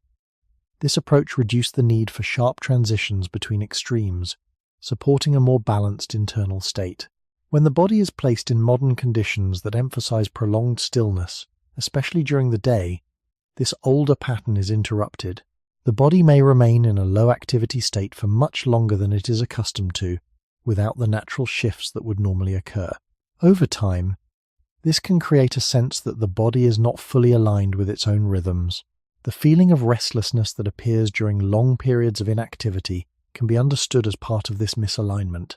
The body is not simply asking for movement in a general sense. It is attempting to re-establish the pattern of gradual change that has long supported its function. The same principle applies to the transitions between wakefulness and sleep. In earlier environments, the approach to sleep was often gradual, influenced by changes in light, temperature, and activity. The body would move from higher levels of engagement to lower ones over time, with movement decreasing but not disappearing immediately. Even after lying down, small adjustments would continue, allowing the body to settle in stages rather than all at once. This gradual transition supported the body's internal rhythms, making it easier to shift into deeper rest. In contrast, modern routines sometimes require abrupt changes, moving quickly from active engagement to complete stillness. While the body can adapt to this, the transition may not always feel smooth, and the need to move can persist even as a person attempts to rest. Looking at the broader arc of human history, it becomes clear that the body is organized around patterns of variation rather than fixed states. Activity and rest are not separate conditions, but points along a continuous spectrum. The systems that regulate energy, attention, and physical comfort are all tuned to this spectrum, responding to changes rather than to static conditions. When movement is reduced for extended periods, the body does not simply accept a new steady state. It continues to seek variation, using subtle signals to encourage shifts in posture, position, and level of activity. These signals are often gentle, but they reflect a deep structure that has been shaped over a long period. The need to move is not only about maintaining physical function or avoiding discomfort. It is also about preserving the rhythm that connects different states of the body. Movement allows the body to transition smoothly between levels of activity, supporting both engagement and recovery without requiring sharp boundaries between them. When this rhythm is maintained, the body can move through its daily cycle with a sense of continuity. When it is disrupted, the body may begin to signal the need for change, not because something is wrong, but because it is attempting to return to a pattern that has long defined how it operates. The shifting rhythm between activity and rest is closely tied to how the body anticipates change rather than simply reacts to it. The human system does not wait until it is completely exhausted before adjusting its level of effort, nor does it wait until it is fully recovered before becoming active again. Instead, it operates through gradual adjustments that begin before clear thresholds are reached. In earlier human environments, this anticipatory pattern was supported by constant interaction with surroundings that rarely stayed the same. Light changed slowly across the sky. Temperature rose and fell, sounds appeared and faded, and the demands of movement varied with terrain and distance. These conditions encouraged the body to remain flexible, always preparing for the next small shift rather than settling into a single fixed state. This meant that rest often began before complete fatigue, and movement resumed before complete stillness had taken hold. The result was a continuous flow between states, rather than a sharp division between them. This pattern can still be observed in subtle ways today. A person may feel the urge to stand up before feeling fully uncomfortable, or to stretch before stiffness becomes pronounced. These early signals reflect the body's tendency to act ahead of imbalance rather than after it. Movement, in this sense, is not always a response to a problem. It is often part of a process that prevents the problem from becoming more defined. In environments where movement is frequent and varied, this anticipatory system operates quietly and effectively. The body adjusts itself in small ways that maintain balance across its systems. In environments where movement is limited, the same system continues to function, but its signals may become more noticeable because the opportunities to respond are reduced. The urge to move may feel more persistent, not because the body is under greater strain, but because it has fewer chances to complete the adjustments it is preparing for. Looking again toward the long history of human life, it becomes clear that this anticipatory rhythm was not an added feature, but a central part of how survival was managed. Movement was not only about reaching a destination, it was about maintaining readiness in a world that required ongoing adaptation. A person moving through open terrain needed to remain aware of subtle changes in the environment, adjusting pace, direction, and posture in response to conditions that could shift at any time. This required a body that could move easily between levels of effort, without becoming locked into one state for too long. Rest, within this context, was not a complete withdrawal from activity, but a phase within a larger cycle that remained open to change. Even during periods of lower activity, the body stayed prepared to respond, maintaining a level of engagement that allowed movement to resume without delay. In modern settings, where environments are more predictable and demands are often structured, this constant readiness is less visibly required. However, the underlying system remains. The body continues to anticipate change, even when change is minimal. When the expected shifts in activity do not occur, the system does not simply turn off. It continues to generate signals that encourage movement, as if preparing for a transition that has not yet taken place. This can create a sense of restlessness during long periods of stillness, not because the body is unable to rest, but because it is waiting for the next phase in a cycle that has been interrupted. The feeling is not always urgent or strong. It may appear as a gentle pull toward movement, a sense that remaining in the same position for too long is incomplete. Responding to this pull often restores a sense of continuity, allowing the body to complete the adjustment it has been preparing for. In this way, movement becomes part of the body's way of staying aligned with its own rhythm. It is not only a reaction to discomfort, but an expression of a deeper pattern in which the body moves forward through time by continuously adjusting its level of activity. This pattern was shaped in environments where change was constant and required a flexible response. It continues to influence how the body behaves today, even in conditions where such responsiveness is no longer strictly necessary. The need to move, then, can be seen as part of a broader process of anticipation, one that connects past environments to present experience through a rhythm that has never fully stopped. The rhythm that connects movement and rest is also closely tied to how the body experiences time from within. Time, for the human body, is not only measured by clocks or external markers, it is also shaped by internal changes in position, effort, and sensation. When movement is present, even in subtle forms, these changes create a sequence that the body can follow. Each shift in posture, each step, each adjustment provides a small marker, a way of dividing time into segments that feel distinct. This segmentation allows the body to remain oriented, not only in space, but in the passage of time itself. In environments where movement was constant, time would have been experienced as a flowing series of transitions, each connected to the next through physical change. In contrast, when the body remains still for extended periods, this internal segmentation becomes less clear. Without regular changes in position or effort, time can begin to feel less structured. The body continues to exist within it, but the sense of progression may become less defined. This does not necessarily create discomfort immediately, but over time it can contribute to a subtle sense of drift, as if the body is no longer moving forward through its own internal rhythm. This drift is often accompanied by a growing impulse to move, not because a specific task needs to be completed, but because movement restores a sense of sequence. A small change in posture, a brief walk, or even a stretch can reintroduce markers that help the body re-establish its sense of progression. This suggests that movement is not only tied to physical function, but also to how the body organizes its experience of time. Looking back across human history, this connection becomes easier to understand. Early humans lived in environments where change was constant and often gradual. The movement of the sun, the shifting of shadows, the variation in terrain, and the rhythm of daily tasks all contributed to a sense of time that was closely linked to physical activity. The body did not pass through long stretches of unchanging stillness. It moved, paused, adjusted, and moved again, creating a continuous pattern in which time was marked by action and change. This pattern shaped how internal systems developed, linking the perception of time to the experience of movement. Even rest occurred within this framework, as a phase that still included small adjustments and sensory variation. In modern environments, where conditions can remain stable for long periods, the body is placed in a different relationship with time. A person can sit in one position for hours, surrounded by objects that do not change and tasks that require minimal physical variation.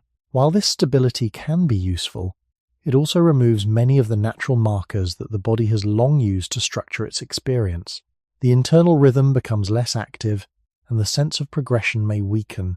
The resulting impulse to move can be seen as an attempt to restore this rhythm, to reintroduce the sequence of changes that allows the body to feel aligned with the passage of time. This perspective helps to explain why movement can feel refreshing, even when it is not physically demanding. The benefit does not come only from engaging the muscles or increasing circulation. It comes from re-establishing a pattern of change that supports the body's internal sense of continuity. Movement provides a way for the body to move through time in a way that feels coherent, linking one moment to the next through physical variation. When this variation is present, the body can settle more easily into both activity and rest, because each state is part of a larger sequence. When it is absent, the body may begin to feel disconnected from its own rhythm, and the need to move becomes more pronounced. Understanding this relationship places the experience of restlessness within a broader context. It shows that the body's need to move is not only about maintaining physical systems or responding to discomfort, it is also about preserving a sense of temporal structure that has been shaped over a long history of continuous interaction with a changing world. The impulse to shift, stretch, or stand can be seen as part of this deeper pattern, one that allows the body to remain connected to the flow of time in a way that has been present since the earliest stages of human life. The long pattern of continuous movement that shaped the human body is not only inferred from how the body feels today, but also supported by physical traces left behind over time.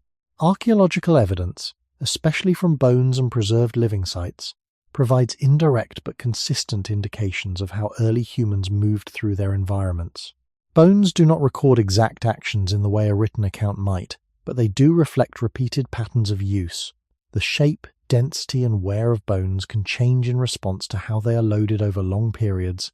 When movement is varied and frequent, these traces tend to show balanced development across different parts of the body.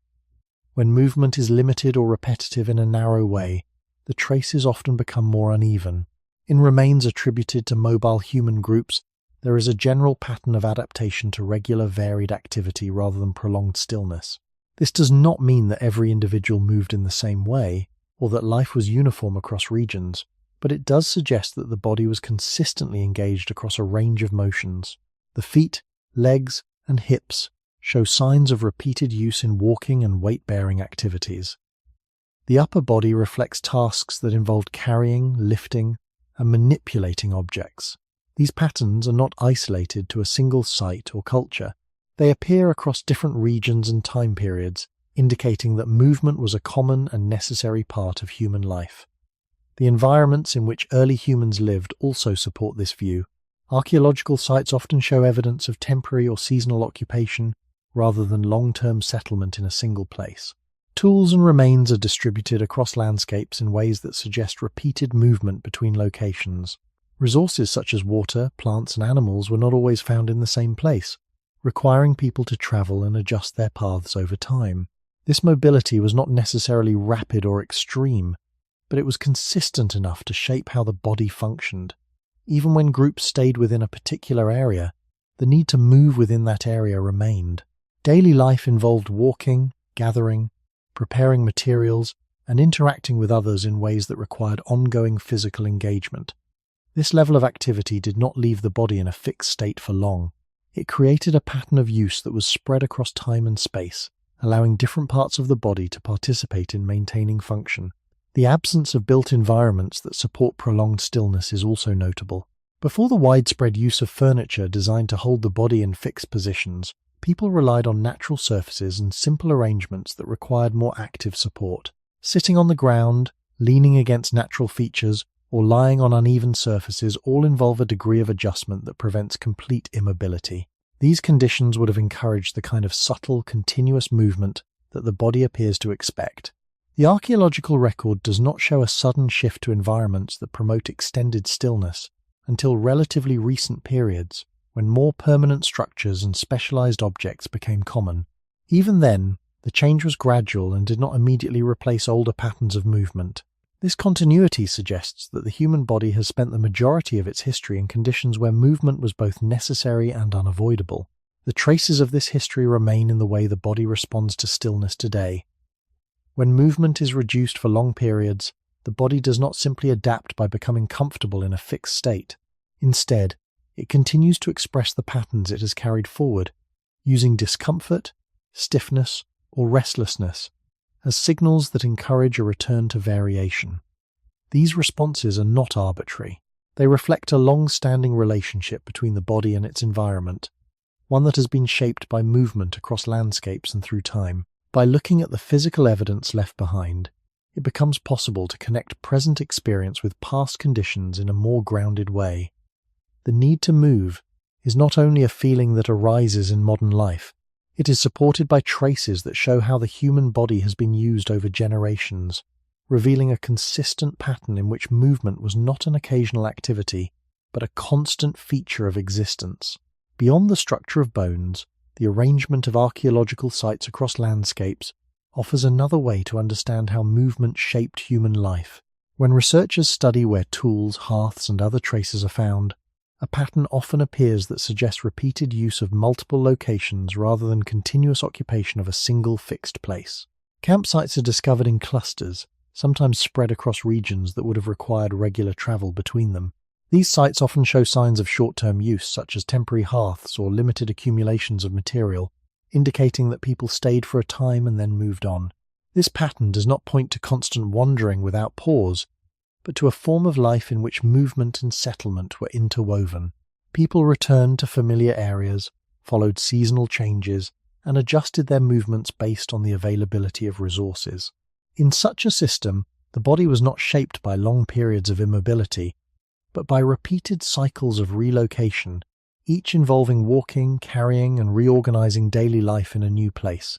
Even within a single site, the distribution of objects suggests ongoing activity rather than prolonged stillness.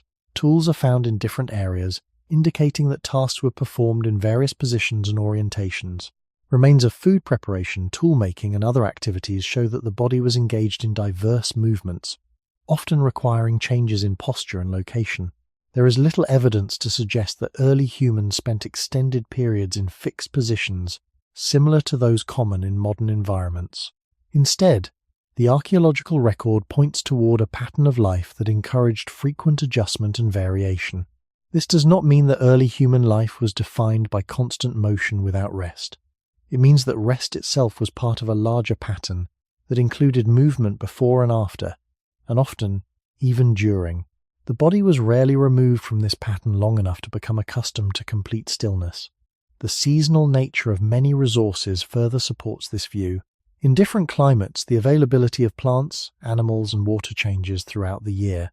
To respond to these changes, human groups often moved between locations that offered different advantages at different times. This movement did not always involve long distances, but it required enough variation to keep the body engaged in repeated transitions. Each transition involved not only travel, but also the physical work of adapting to a new setting, setting up temporary shelters, locating resources, and reorganizing daily activities all required movement across multiple levels.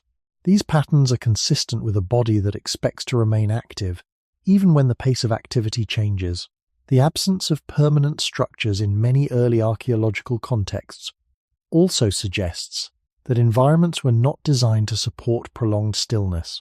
Without fixed seating, beds, or enclosed spaces that limit movement, the body remained in closer contact with natural conditions.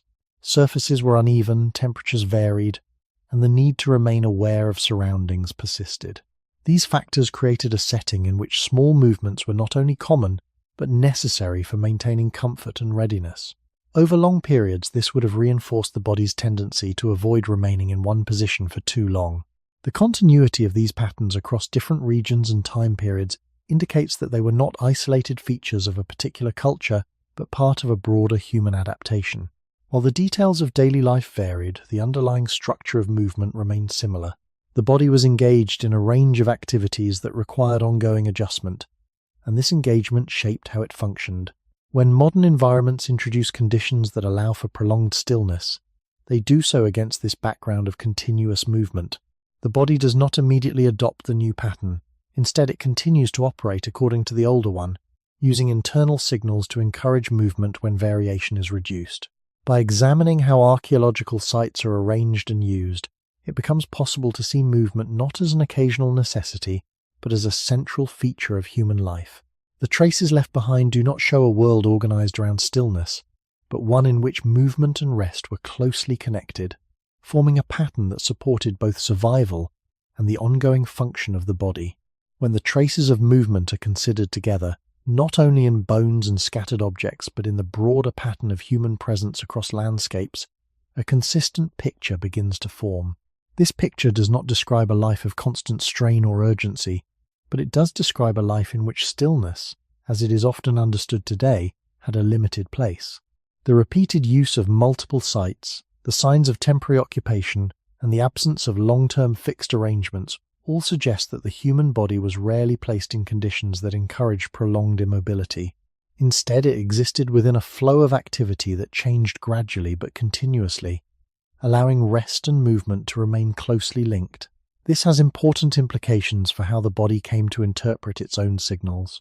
If, over many generations, the body experienced rest as a phase within ongoing movement, then the systems that regulate comfort, balance, and internal stability would have adapted to that pattern. They would not have learned to associate rest with complete stillness, because such a condition was not common enough to become a defining feature of life. Rather, they would have learned to operate within a range of low-level activity, where small movements and adjustments were part of maintaining ease. This perspective helps to explain why the body often reacts to stillness with subtle forms of resistance. The resistance is not necessarily conscious, and it does not always appear as discomfort in a clear or localized way. It may appear as a general sense of restlessness, a need to shift, or a feeling that the current position cannot be sustained indefinitely. These responses can be understood as expressions of a long-standing pattern in which the body expects variation.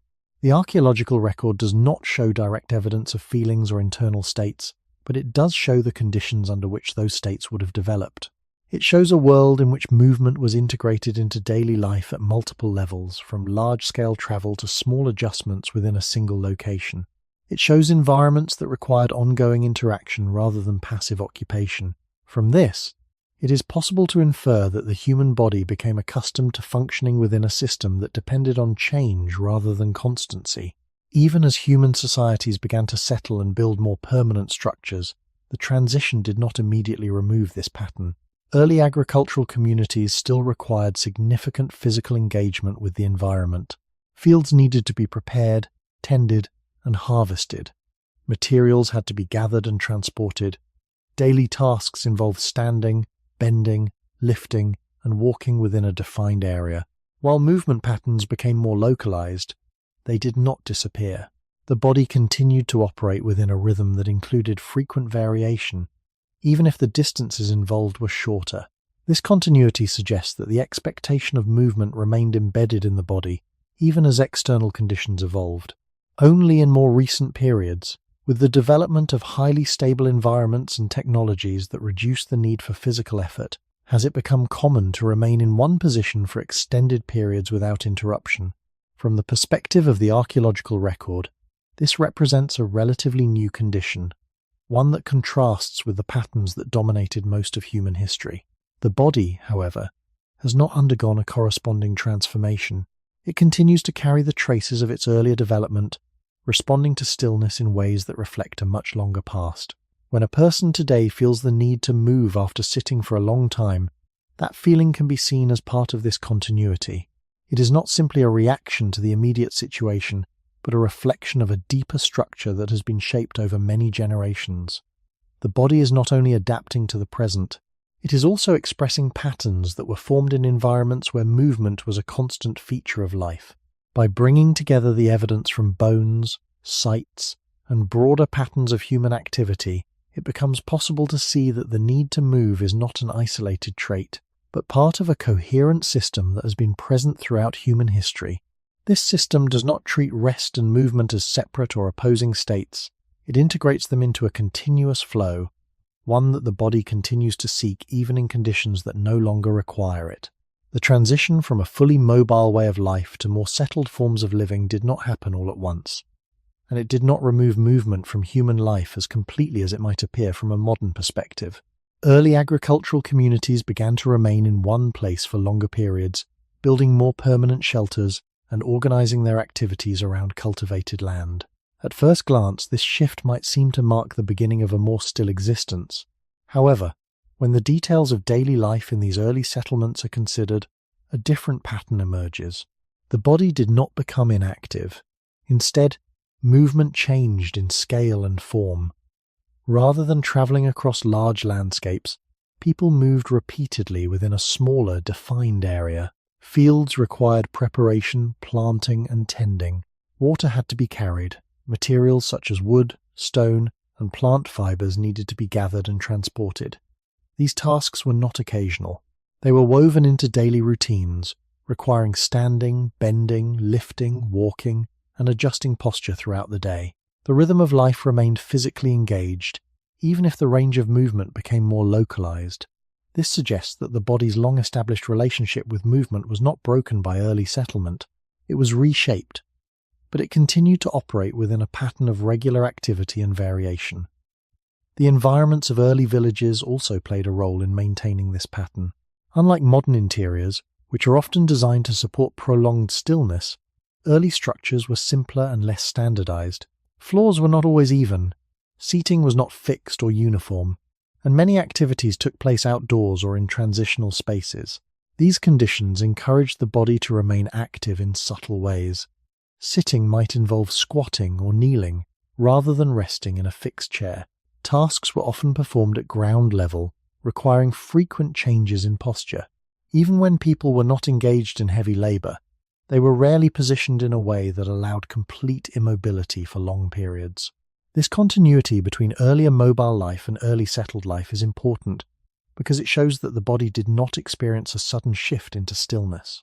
Instead, it continued to receive the signals and variations that it had long depended on, even as social structures changed. The need to move remained embedded in daily activity, supported by both the environment and the demands of survival.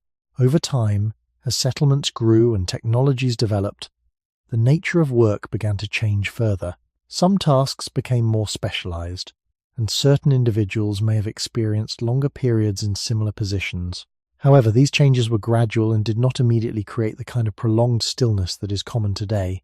Most forms of work still required physical engagement, and the body continued to operate within a range of movement that provided regular variation. It is only in much more recent periods that environments have become structured in ways that significantly reduce the need for movement. The introduction of stable furniture, mechanized tools, and controlled indoor spaces has allowed people to remain in fixed positions for extended periods without external pressure to change. From the perspective of the body's long history, this represents a new condition. The earlier transition to settled life did not remove movement from daily existence, it simply reorganized it. The body adapted to this reorganization without losing its dependence on variation. When modern conditions reduce that variation more dramatically, the body continues to respond according to its deeper structure. It signals the need to move, not because it has failed to adapt, but because it is still operating within a pattern that has been reinforced over many generations. Understanding this gradual shift helps to place the modern experience of stillness in context. It shows that the body's need to move is not tied only to a distant past of constant travel. It persisted through the early stages of settlement and into more complex forms of social organization. Movement remained a central feature of human life. Even as the ways of living changed, the body did not leave that pattern behind. It carried it forward, adjusting to new conditions while maintaining the underlying need for variation that has always supported its function. As settled life became more established, the meaning of movement changed in human experience, but its presence did not fade. In mobile societies, movement often connected one resource area to another, linking water, food, shelter, and safety across wider spaces. In early villages and farming communities, those wider circuits narrowed, yet the body still lived inside repeated motion from morning to evening. Fields were near, but they still had to be walked. Stored grain reduced the uncertainty of food, but it increased the labor of grinding, carrying, drying, guarding, and processing. Animals, where they were kept, required feeding, cleaning, and enclosure work. Fire needed fuel, water needed transport, tools needed maintenance, walls needed repair. What changed was not the body's need to move, but the map across which that movement unfolded. Instead of crossing larger seasonal landscapes, people crossed courtyards, paths, plots, storage spaces, river edges, work areas, and domestic interiors. The scale tightened, yet the body still passed through many positions, loads, and repeated changes in effort. This matters because the body does not measure movement only by distance. It also responds to frequency, posture, load, and variation. A shorter world can still be a physically active world. If daily life requires constant transitions between standing, bending, lifting, walking, kneeling, carrying, turning, and rising again, archaeological evidence from early settled communities supports this quieter picture of activity. Grinding stones, storage pits, ovens, post holes, irrigation traces, and domestic work areas all suggest lives built around repeated bodily engagement rather than long passive stillness. These materials do not tell us exactly how every hour felt, and they should not be used to imagine a complete certainty about daily experience, but they do show that settled life remained labor-intensive and spatially active. The body in those settings was not placed into the kind of prolonged, supported immobility now made common by chairs, vehicles, screens, and highly mechanized routines. Even indoor life was different. Floors were often harder, work was frequently done at low height, and many actions demanded direct contact with materials and tools. This kept the body close to the ground, close to manual effort, and close to variation in posture.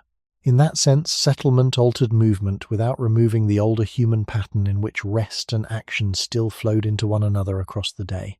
This gradual continuity is important for understanding why the body still resists long stillness now. If settlement had immediately transformed human life into something largely motionless, there would have been a much longer period for the body to adapt to fixed inactivity. But that did not happen. For a very large stretch of post-foraging history, human communities were settled while still physically engaged. Bodies continued to age, work, sleep, and recover in environments where ordinary life demanded motion. Children moved through shared spaces, adults worked with their hands, and older generations still changed posture, often because the built environment itself did not hold them still. The body, therefore, carried its older mobile inheritance forward into settled life with surprisingly little contradiction. It did not need to choose between movement and civilization, because civilization for most of its history still contained movement at its core.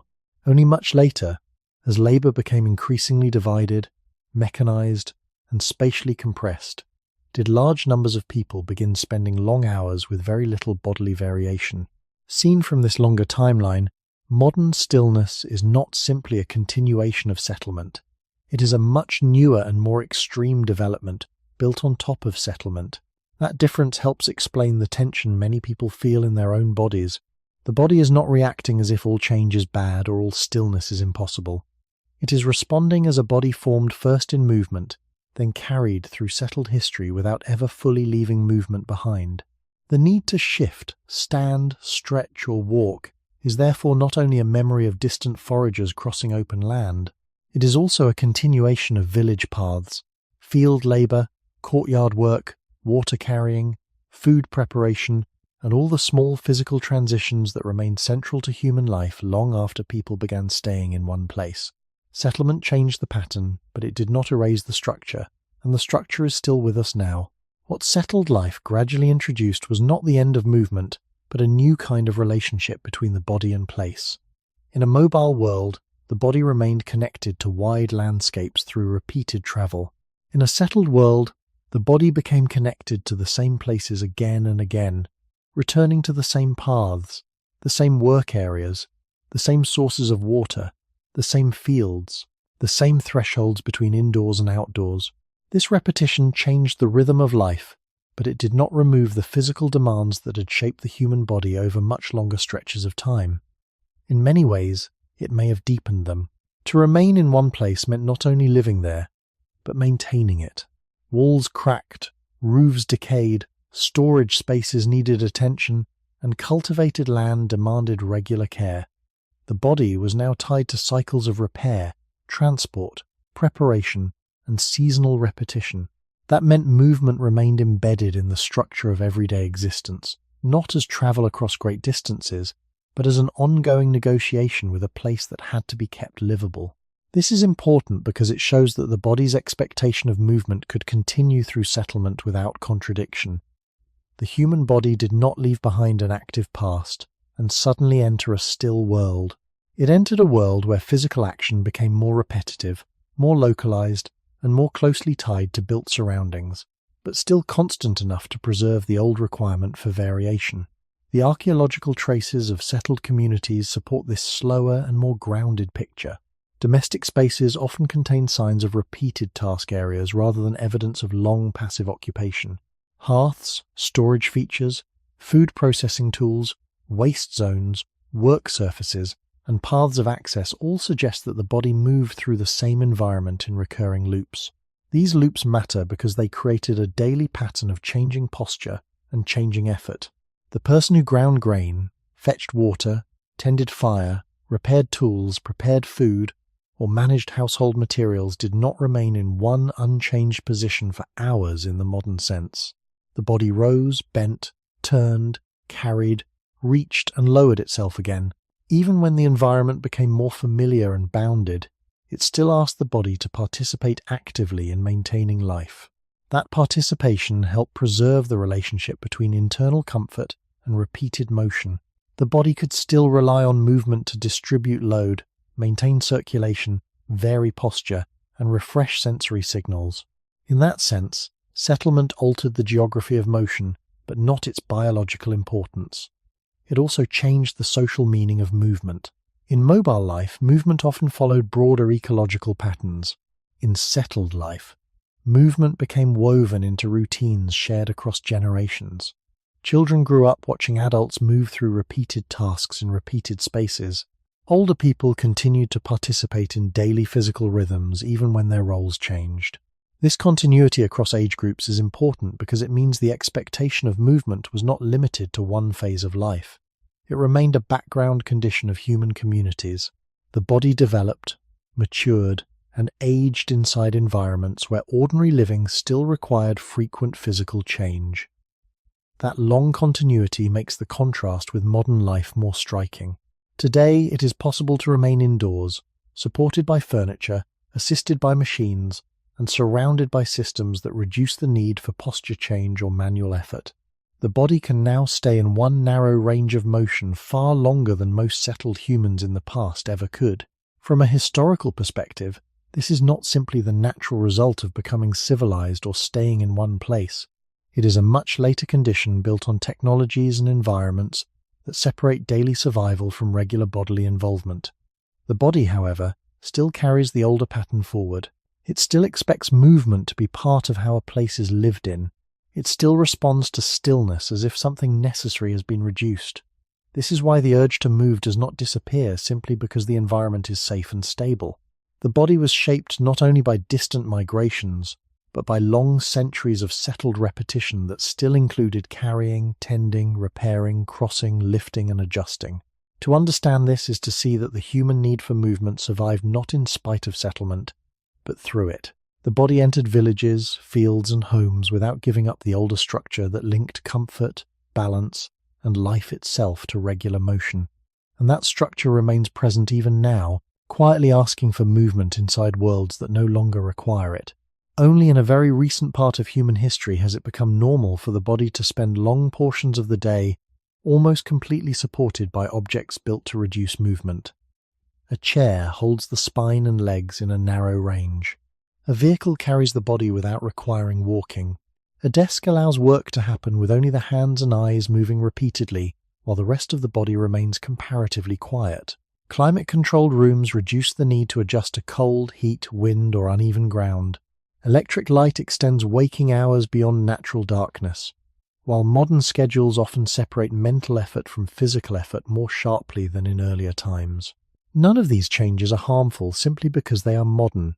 They have made many forms of life safer, more predictable, and less physically exhausting in obvious ways. But they have also created a condition that is historically unusual, a body kept awake, alert, and productive, while much of its larger structure remains still for long stretches of time. For most of human existence, waking life rarely looked like this.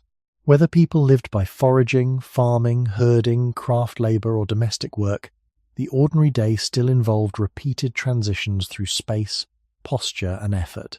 Modern stillness is different not only because it reduces movement, but because it combines reduced movement with long periods of sustained attention. The mind remains engaged while the body is held back. This creates a subtle internal split.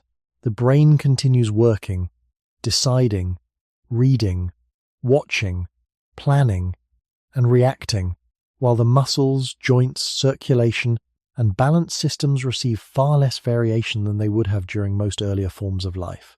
That split helps explain why prolonged stillness can feel strangely tiring even when it involves little physical labor. The body is not exhausted from effort. It is strained by being kept too narrow while still being asked to remain active in other ways. This condition becomes even more unusual when viewed through the environments that shaped human expectations. Earlier human settings did not often allow the body to forget gravity, terrain, and physical transition. Reaching water meant moving toward it. Getting food often meant walking, carrying, preparing, and changing posture many times. Social life was also more physically distributed, taking place through shared labor, movement between spaces, and bodily participation in daily tasks. By contrast, modern systems increasingly gather many activities into one place and one posture. Communication, work, entertainment, and even shopping can happen while the body remains almost fixed. From a historical perspective, this compression of life into stillness is new. The body has entered an environment in which many of the old reasons for movement have been removed, but the old need for movement has not disappeared with them. That is why discomfort in stillness can arrive even when the modern setting appears comfortable. The chair may be soft, the room quiet, the temperature stable, yet the body begins asking to stretch, stand, roll the shoulders, shift the hips, or walk for no obvious external reason. These impulses are easy to dismiss as impatience or habit, but they may be better understood as signs that the body is still operating according to an older structure. It expects waking life to include motion across time, not only isolated exercise added before or after hours of stillness. In that sense, one of the most unusual features of modern life is not that people sometimes move too little, but that movement has been separated from the ordinary flow of existence and turned into a distinct activity. Earlier humans did not need to create special periods just to reintroduce motion into otherwise motionless days. Movement was already embedded in survival, work, and place. The modern body now lives in conditions where stillness is easier than ever before, yet it continues to carry systems shaped under the opposite pattern. This does not mean the body is failing to adapt. It means adaptation has limits when the surrounding conditions change so quickly compared with the long timescale of human development. The need to move remains because the body still recognizes movement as part of what it means to stay balanced, clear, and physically coherent during waking life. In that way, the modern world has not erased the older human design. It has made that design easier to notice, because for the first time on a large scale, the body is being asked to stay still in ways that most of human history never required. Modern stillness does not only reduce movement, it also changes the scale at which the body experiences the world. For most of human history, daily life unfolded across spaces that required the whole body to remain involved. Distance had to be crossed by walking. Objects had to be reached, carried, lifted, stored, or repaired by hand. Light, weather, and ground conditions shaped how long a person stayed in one place and what posture that place allowed. In contrast, modern environments often compress many functions into a single small zone. A person can work, read, communicate, eat and rest within a very limited physical area, sometimes without standing up for long stretches. This compression may look efficient from the outside, but from the body's perspective it creates an unusual narrowing of experience. The eyes may travel widely across words, screens or ideas, while the larger body remains almost unchanged in position. The mind moves through many layers of activity, but the body stays confined to a narrow set of angles and pressures. That contrast is historically unusual. It places human attention in motion while keeping the physical frame relatively still, and it helps explain why modern tiredness can feel so strange. A person may feel worn down without having walked far, lifted much, or crossed difficult ground. The fatigue does not come from the older pattern of distributed bodily work. It comes from sustained mental engagement taking place inside limited bodily variation. The result is often a kind of internal mismatch. The nervous system remains active, the brain continues processing, but the rest of the body is not participating in the broad, changing way it would have through most of human history. The body then begins sending quiet signals that ask for change. These signals may seem small at first. A shoulder rolls back, the neck turns, the feet press into the floor, the legs shift. A person stands for a moment without fully deciding to. These acts may look unimportant, yet they reveal a deeper truth. The body is trying to widen its experience again. It is trying to restore the spread of forces, sensations, and movements that used to be built into ordinary life. Earlier human environments did not usually separate thought from motion so sharply. Planning, observing, remembering, and deciding often happened while walking, carrying, tending, preparing, or changing location. Mental life unfolded inside bodily activity, not apart from it. Even in settled agricultural and pre-industrial societies, thinking was often joined to doing. A person did not need to finish all movement first and then begin attention, or finish attention first and then schedule movement later. The two remained more closely braided together. Modern life often pulls them apart. It allows the mind to remain continuously engaged while the body is held in relative stillness, sometimes for hours at a time. That separation may be one reason why movement can feel relieving even when there is no strong pain. The relief is not only muscular, it is structural. The body regains its place in the activity of the day. It stops being treated as a container for the mind and becomes active again as part of the whole human system. This is also why modern stillness can be misleading, because it often happens in safe, clean, and comfortable surroundings. It may not feel demanding in the same way that walking long distances or carrying loads once did, yet the absence of obvious hardship should not be confused with complete bodily ease. A human body shaped across long spans of movement may find prolonged supported stillness difficult precisely because it removes so many of the changes that once kept the body organized. The modern world has made stillness easier to maintain than at any earlier point in human history, but it has not made the body indifferent to the loss of variation. The need to move continues to appear because the body still belongs to a much older pattern of living. It still expects waking time to include posture changes, shifting pressure, movement across space, and repeated physical transitions. When those transitions disappear, the body does not become fully satisfied by stillness alone. It begins asking, quietly but persistently, to re-enter the wider human rhythm from which modern life has partially separated it.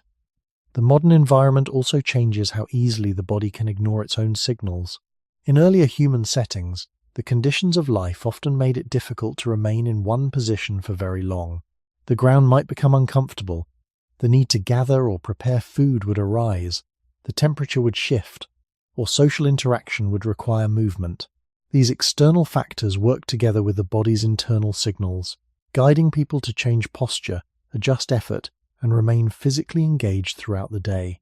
In contrast, Modern environments reduce many of these external pressures. Surfaces are designed to remain comfortable for long periods.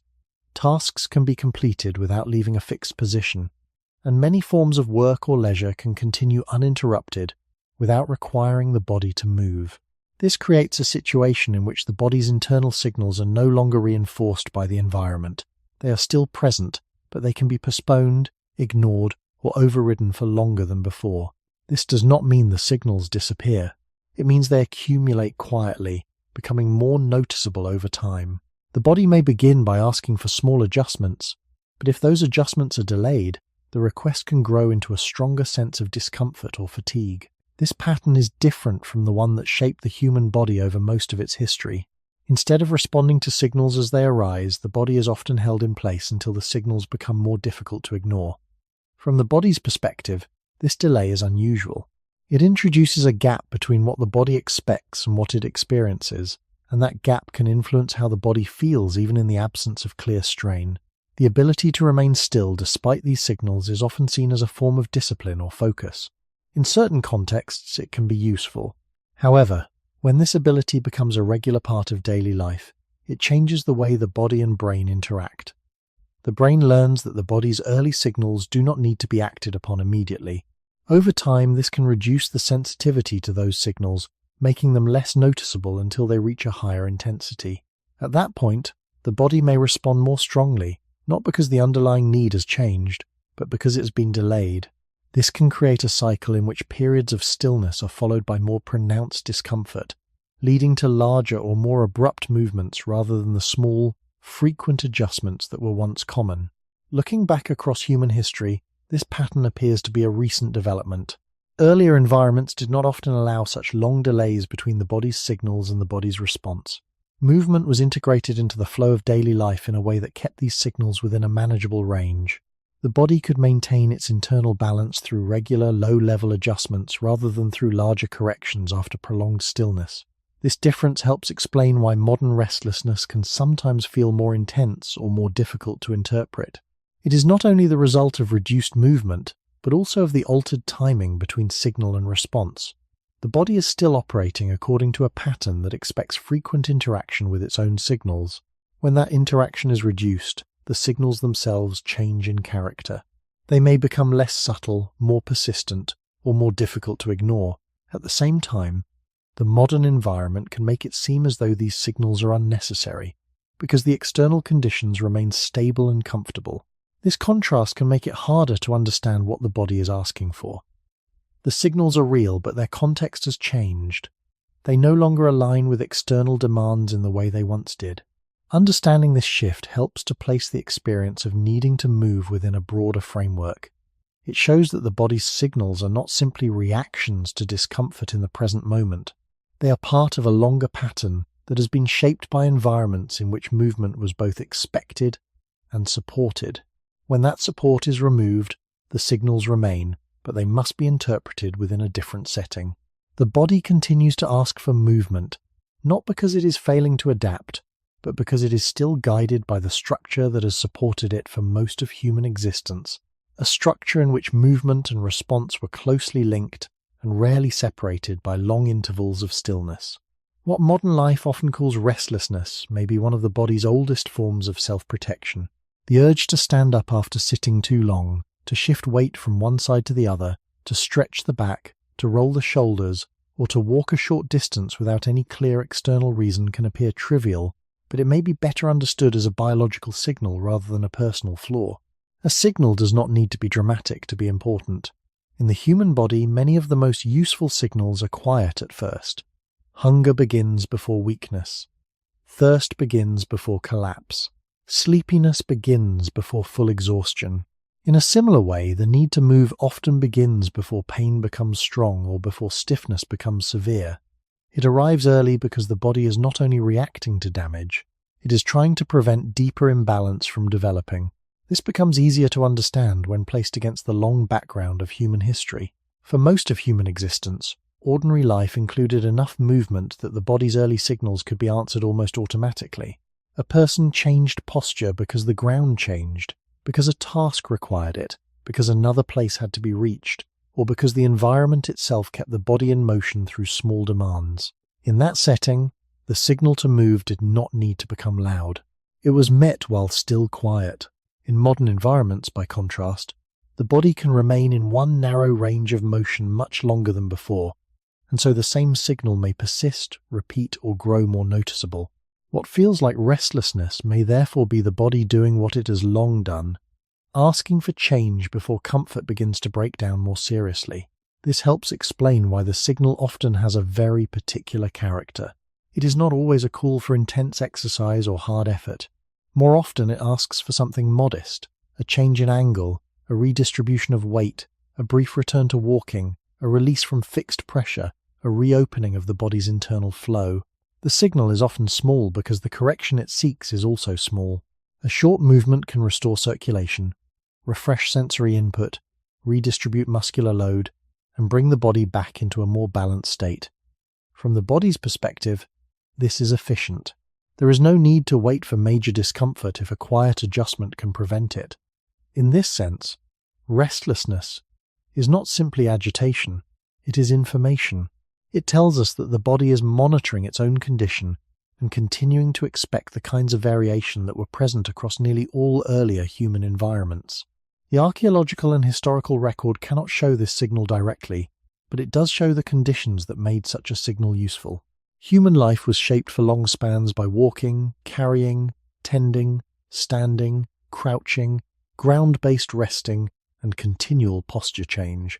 Under those conditions, a body that could detect the early loss of balance and call for movement would have been well suited to preserve function across the day.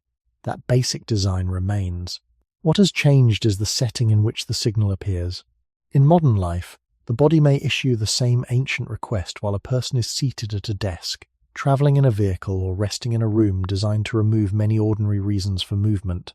The signal therefore feels out of place, as if the body were asking for something unnecessary, but the body is not judging by modern convenience. It is responding according to a structure formed over much longer spans of time. Seen this way, the need to move is not evidence that the body is poorly made for modern life. It is evidence that the body still carries a deeper logic, one that treats variation as a condition of stability rather than a distraction from it. The quiet urge to move is therefore not the opposite of order. It may be one of the body's main ways of preserving order before disorder becomes obvious. When the body sends early signals to move, it is not only protecting physical structures, but also maintaining a broader sense of internal coordination. Coordination, in this context, does not refer only to visible actions like walking or reaching. It refers to how different systems of the body remain aligned with one another over time. Muscles, joints, circulation, balance, and perception all depend on each other, and movement helps keep them working together in a coherent way. When the body changes position, even slightly, these systems adjust in relation to one another. The muscles redistribute effort, the joints alter their angles, circulation shifts its pathways, and the brain updates its sense of orientation. This continuous adjustment allows the body to remain integrated, rather than becoming divided into parts that are working in isolation. In earlier human environments, this integration was maintained through ordinary activity. Daily life required enough variation to keep the systems of the body connected through constant interaction. In modern conditions, where movement is reduced and posture can remain fixed for long periods, this integration becomes more difficult to sustain. The systems do not stop functioning, but they may begin to operate with less coordination. One part of the body may remain active, while another becomes underused. The brain may stay engaged while the rest of the body becomes relatively still. Over time, this can create a sense that the body is no longer moving as a unified whole. The feeling is not always strong, but it can be noticed as a kind of internal fragmentation, where the body does not feel fully connected to itself. The signals that encourage movement can be understood as attempts to restore this connection. They prompt changes that bring different systems back into relation with one another. A simple shift in posture can redistribute muscular activity. A stretch can re-engage joints that have remained in one position. Standing or walking can reconnect the lower body with the upper body through coordinated movement. These actions do not need to be large to have an effect. They work by reintroducing variation, which allows the body to reorganize itself into a more integrated state. This process reflects a pattern that has been present throughout human history. The body developed in conditions where coordination was constantly reinforced by movement across changing environments. Walking over uneven ground required the feet, legs, and core to work together. Carrying objects required adjustments in balance and posture. Responding to the environment required the integration of perception and action. These patterns created a body that expects to function as a whole rather than as separate parts. When movement is reduced, the body does not lose this expectation. It continues to seek conditions that allow its systems to remain connected.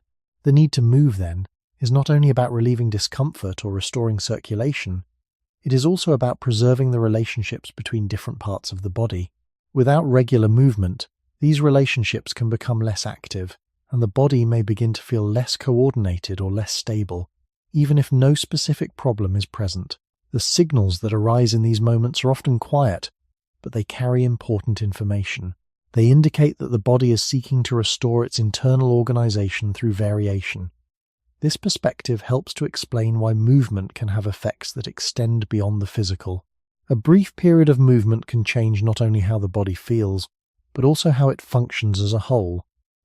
It can bring a sense of clarity, balance, or ease that is difficult to achieve through stillness alone.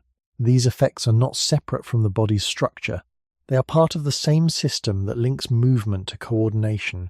In this sense, the need to move is a reflection of how the body maintains its integrity over time. It is a way of ensuring that the many parts of the body continue to operate together, rather than drifting apart into isolated patterns of activity. This need has been shaped by a long history in which movement was constant and necessary for survival. It continues to guide the body's behavior today, even in environments where such movement is no longer required by external conditions. When the body's signals to move are allowed to remain quiet and are met with small responses, they tend to support a steady and sustainable form of balance. The body adjusts itself in small increments, and the need for larger corrections rarely appears. This pattern reflects the conditions under which the human body developed, where movement was frequent enough to prevent long periods of imbalance. However, when these signals are repeatedly ignored or delayed, the pattern begins to change. The body does not stop signaling, but the nature of the signal shifts.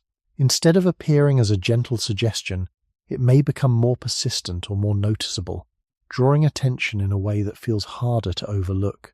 This change does not necessarily mean that the body is becoming less stable. It means that the opportunity to maintain stability through small adjustments has been reduced, and the body is compensating by increasing the intensity of its signals. In this sense, what feels like growing discomfort is often the result of delayed response rather than sudden change. The body is still operating within the same system, but the timing of interaction has shifted.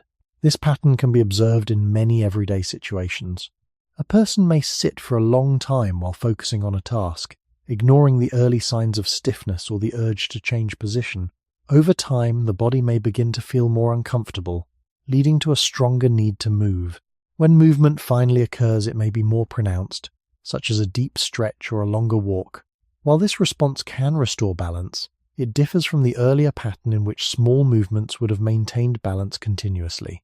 The difference is not in the body's design, but in how the signals are received and acted upon. From the perspective of human history, this shift in timing is relatively new. Earlier environments did not often allow for long delays between the body's signals and the body's actions. Movement was integrated into the flow of daily life in a way that kept the system operating within a narrower range. The body did not need to escalate its signals because it was rarely held in a fixed state for long enough to require it.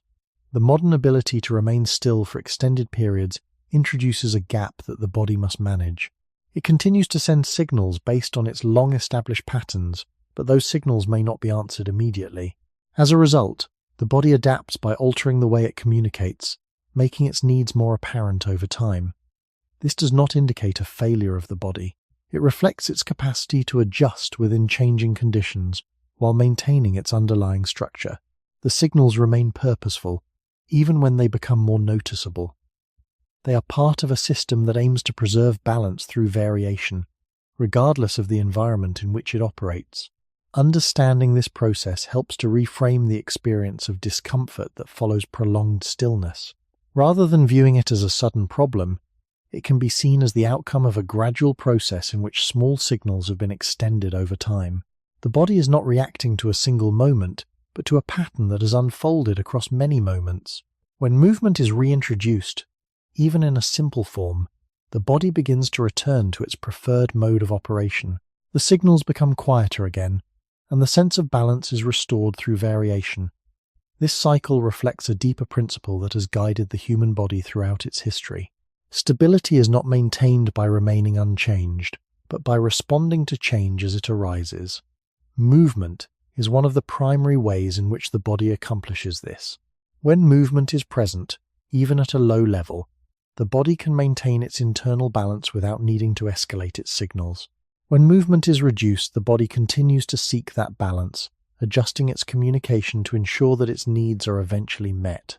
The need to move, then, is not only a reflection of current conditions, it is part of a continuous process that links the body's past and present, preserving a pattern of responsiveness that has long supported its function. Even as environments change and human life becomes more stable and predictable, the underlying design of the body does not adjust at the same pace. The systems that govern movement, balance, and internal regulation were formed over very long periods, shaped by conditions that required constant variation. These systems do not simply disappear or become inactive when the environment changes. Instead, they continue to operate according to patterns that were established much earlier. This creates a situation in which the body carries forward expectations that no longer match the demands of the present environment. The modern world allows for prolonged stillness, but the body continues to expect movement as part of its normal functioning. This mismatch is not a flaw in the body, but a reflection of the difference in timescales between biological development and cultural change. Human environments can shift within generations, but the body's structure is shaped over much longer spans of time. As a result, the body often responds to modern conditions with patterns that reflect its deeper history. The persistence of the need to move can be understood within this context. It is not simply a habit that can be unlearned, but a feature of the body's design that continues to serve a purpose.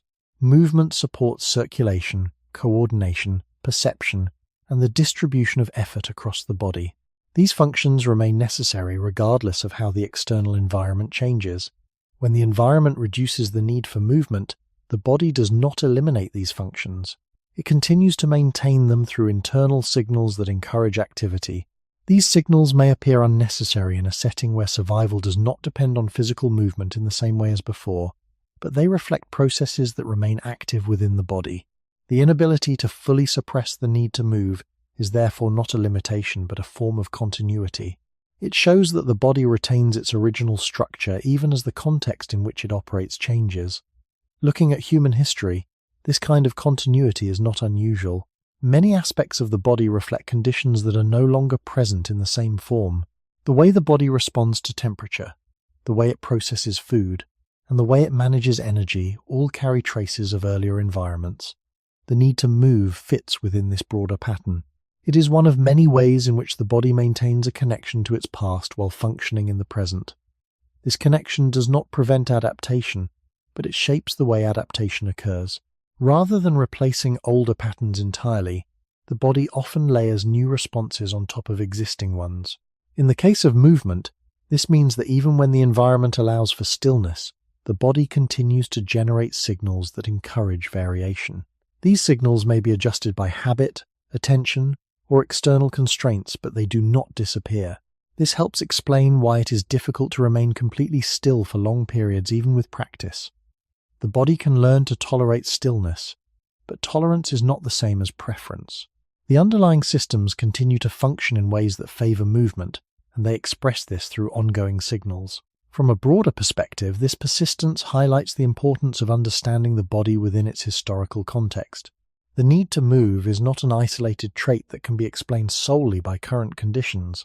It is part of a larger system that has developed over time, influenced by environments that required continuous physical engagement. When this system is placed in a new context, it does not simply reset, it continues to operate, shaping experience in ways that reflect both past and present. The modern experience of restlessness can therefore be seen as a meeting point between these two layers. It is where the body's long history interacts with its current environment, producing signals that may not always align with immediate needs but remain consistent with deeper patterns. Understanding this interaction does not remove the experience of restlessness, but it provides a way to interpret it that is grounded in the body's design. It shows that the need to move is not something that must be eliminated in order to function in modern life. It is something that can be recognized as part of the body's ongoing effort to maintain the conditions it has always depended on. The persistence of the need to move also reveals something about the limits of adaptation itself. Adaptation does not mean that the body can be reshaped quickly to fit any new condition. It means that the body can adjust within a range that still respects its underlying structure. When conditions change gradually over long periods, the body can shift its patterns in ways that remain consistent with its design. When conditions change rapidly, as they have in recent human history, the body may adapt in certain ways, but it does not abandon the foundations that have supported it for so long. This is why the body can function in environments that allow prolonged stillness, yet still continue to generate signals that encourage movement. It is adapting, but it is also maintaining continuity with its past. This balance between change and continuity is not always visible, but it becomes noticeable in the experience of restlessness. The body is not rejecting the modern environment. It is responding to it while preserving the patterns that have kept it stable across much longer timescales. From a physiological perspective, many of the systems that support movement are not optional layers that can be turned off when they are no longer needed. They are integrated into basic functions such as maintaining posture, regulating internal pressure, coordinating movement, and processing sensory information. These systems do not have a clear boundary where they stop operating. They continue to function even when the body is still, preparing for movement, adjusting to small changes, and maintaining readiness. This ongoing activity reflects a state of potential, where the body remains capable of responding to change at any moment. In earlier environments, this readiness was constantly used. In modern environments, it may be less frequently required, but it remains present. The signals that encourage movement can be seen as expressions of this readiness. They keep the body connected to its capacity for change, even when change is not immediately necessary. Looking back across human history, this readiness would have been essential. The ability to move quickly, to adjust posture, to respond to the environment without delay would have contributed to survival. A body that remained too still for too long would have been less prepared to respond to new conditions. Over time, this need for readiness became part of the body's baseline state. It did not depend on immediate danger. It was built into the way the body maintained itself. In modern life, where many immediate threats have been reduced, this readiness may seem unnecessary. However, the body does not distinguish sharply between past and present in this regard. It continues to operate according to patterns that have been reinforced over long periods. The result is a body that remains prepared for movement, even in environments that do not require it. This preparation is not always conscious. It appears as a background condition, a sense that the body is not fully settled into stillness. This can be experienced as a mild tension or a quiet urge to change position. These sensations are not signs that the body is failing to adapt. They are signs that the body is maintaining its capacity to adapt, even when that capacity is not being used. This distinction is important because it shifts the way the need to move is understood. It is not only a response to discomfort or imbalance, it is also a reflection of the body's ongoing readiness to engage with the environment. This readiness has been shaped by a long history in which movement was a constant part of life. It continues to influence the body's behavior today, even as the environment changes. The difficulty of remaining completely still can therefore be seen as a natural outcome of this persistence. The body can enter states of stillness, but it does so while maintaining a background level of activity that keeps it prepared for change. When stillness is prolonged, the signals that support this readiness may become more noticeable, encouraging movement as a way to maintain the body's connection to its own capacity. This perspective highlights the fact that the need to move is not something that can be entirely removed without altering the fundamental nature of the body. It is part of a system that has been built to remain responsive, even in conditions where responsiveness is not immediately required. The persistence of this readiness also shapes how the body experiences attempts to remain completely still. Stillness, in the modern sense, often implies the removal of visible movement, yet the body does not become inactive in the same way. Beneath the surface, small adjustments continue. Muscles maintain tone to support posture, the balance system remains engaged, and the brain continues to monitor the position of the body in space. These processes do not stop when the body appears still. They form a quiet background of activity that keeps the body prepared to respond. When a person tries to remain perfectly motionless, these underlying processes can become more noticeable. The absence of visible movement makes the smaller internal adjustments easier to feel. What might otherwise pass without attention becomes more apparent, sometimes creating the impression that the body is unable to settle. In reality, the body is continuing to do what it has always done, maintaining a state of readiness that does not fully disappear. This helps explain why complete stillness can feel more effortful than gentle movement. Holding the body in a fixed position requires maintaining the same pattern of muscular engagement over time. Without variation, certain muscles remain active, while others remain relatively unused. The balance system receives fewer changes to process, and the flow of sensory information becomes more uniform. The body can sustain this condition, but it does so with a kind of quiet effort that differs from the more distributed effort of varied movement. In earlier human environments, this kind of sustained uniformity would have been less common. Even when a person was resting or observing, small changes in posture and environment would have introduced variation. The body did not need to hold a single configuration for long enough to make the underlying effort noticeable. This difference becomes clearer when considering how the body returns to movement after a period of stillness. The first movements often feel relieving, not because they introduce something entirely new, but because they release the body from a narrow pattern of engagement. Muscles that have been held in one state are allowed to change. Joints move through a wider range. The balance system receives new input. The brain updates its sense of orientation. These changes restore a distribution of activity across the body, reducing the sense of effort that can build during prolonged stillness. The relief is often immediate, even if the movement itself is small. This suggests that the body does not treat stillness as a neutral baseline. It treats it as one condition among many, one that can be sustained for a time, but not indefinitely without adjustment. From the perspective of human history, this makes sense. The body developed in conditions where readiness and variation were constant. Stillness existed, but it was rarely isolated from change. The systems that support posture, balance, and coordination were shaped within this context, learning to operate in a state that remained open to movement. When modern environments allow stillness to extend far beyond what was once typical, the body continues to maintain its readiness within that stillness. The resulting experience is not one of complete calm, but of quiet activity beneath the surface. The signals that encourage movement can be understood as part of this activity. They do not indicate that stillness is impossible, but that it has limits within the body's design. Beyond those limits, the body begins to reintroduce variation through small impulses that restore balance. These impulses are not separate from rest. They are part of how rest is maintained over time. By allowing movement to occur within stillness, the body preserves its ability to remain comfortable without abandoning its readiness. This perspective brings the focus back to the continuity that has shaped the human body across long periods. The need to move does not end when movement stops. It remains present as a background condition, influencing how the body experiences stillness itself. The inability to become completely motionless is not a failure of control. It is a reflection of a system that has been designed to remain responsive, carrying forward a pattern in which readiness and variation have always been part of what it means to be at rest.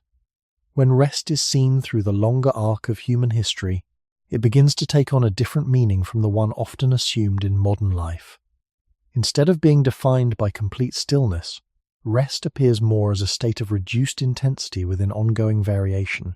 The body does not withdraw entirely from activity. It shifts into a quieter mode, where movement becomes smaller, slower, and less demanding, but does not disappear. This form of rest can be observed not only in early human conditions, but also in the natural behavior of the body when it is not constrained. A person lying down may still adjust their position over time, responding to pressure, temperature, and subtle changes in comfort. These adjustments are not interruptions of rest. They are part of how rest is sustained without creating imbalance. In earlier human environments, this pattern would have been supported naturally. The ground beneath the body was rarely uniform, and maintaining comfort required continuous adaptation. The body learned to rest within this context, allowing movement to remain present at a low level. This suggests that the idea of rest as complete immobility may not align with the deeper structure of the human body. It is a concept that has emerged alongside environments that make such immobility possible, rather than a condition that the body has always depended on. When rest is approached as a state that includes gentle movement, the signals that encourage adjustment begin to look less like disturbances and more like part of the process itself. The need to shift position, to stretch, or to change orientation can be understood as the body maintaining its internal balance while reducing effort. This perspective also changes how comfort is understood. Comfort is not a fixed position that can be held indefinitely. It is a dynamic state that evolves over time, requiring small changes to remain stable. A position that feels comfortable at first may become less so as pressure builds or as certain muscles remain engaged without variation. The body responds by introducing movement, redistributing load, and restoring circulation. These changes allow comfort to continue, not by holding the body still, but by allowing it to adapt. This dynamic quality of comfort has deep roots in human history. Early humans did not have access to surfaces designed to maintain a single posture for long periods. Instead, they relied on their own ability to adjust to the conditions around them. This required a form of rest that was active in a subtle way, maintaining responsiveness while reducing effort.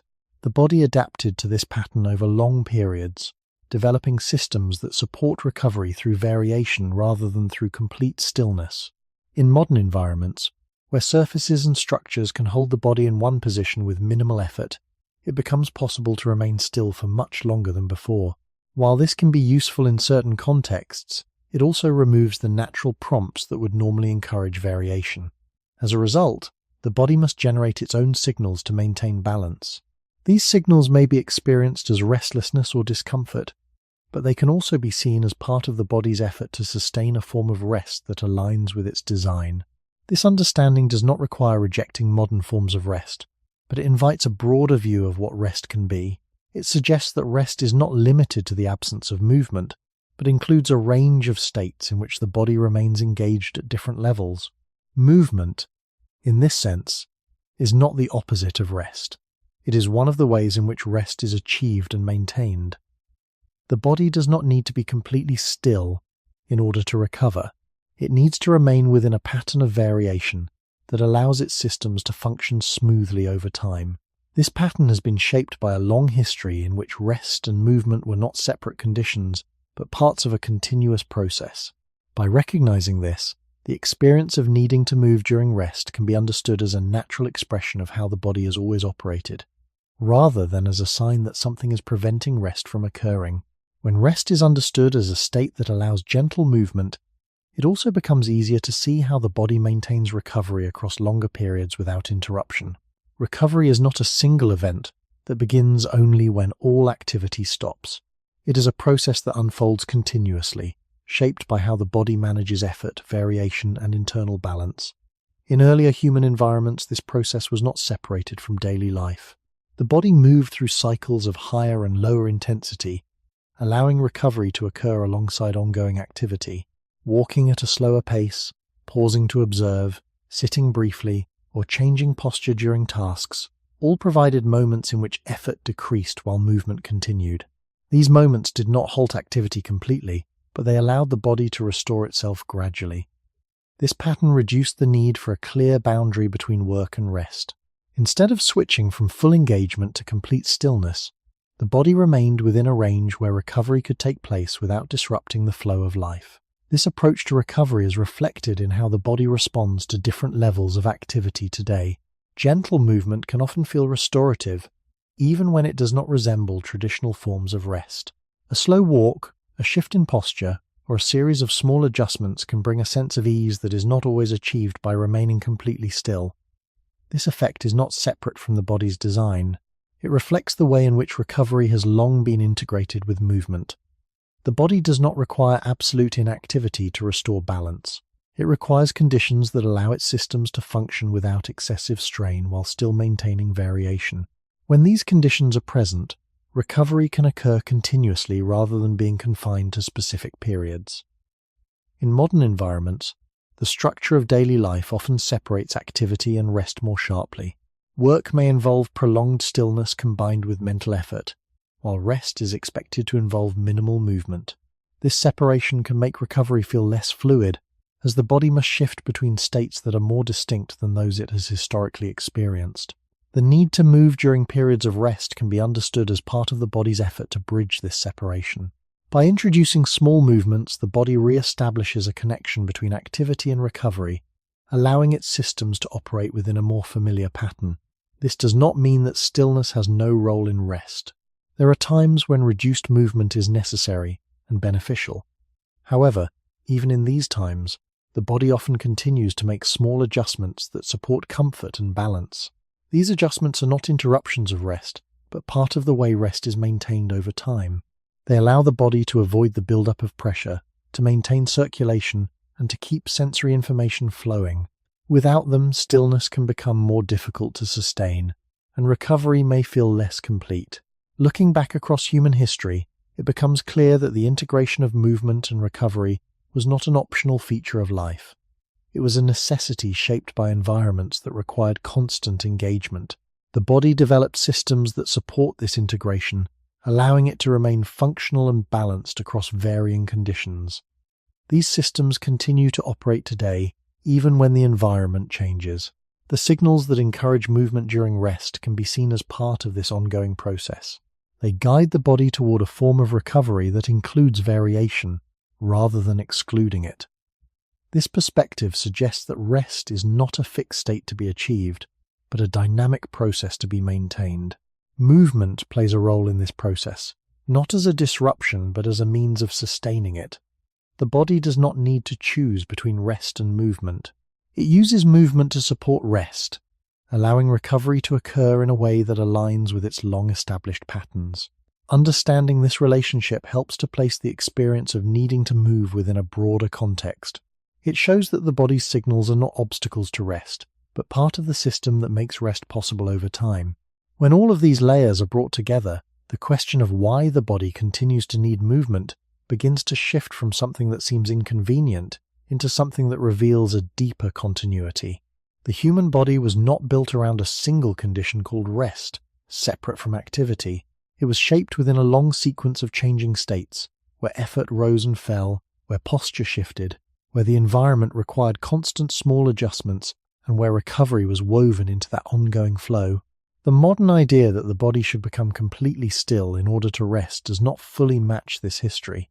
It reflects a set of conditions that have only recently become possible, rather than the conditions under which the body developed.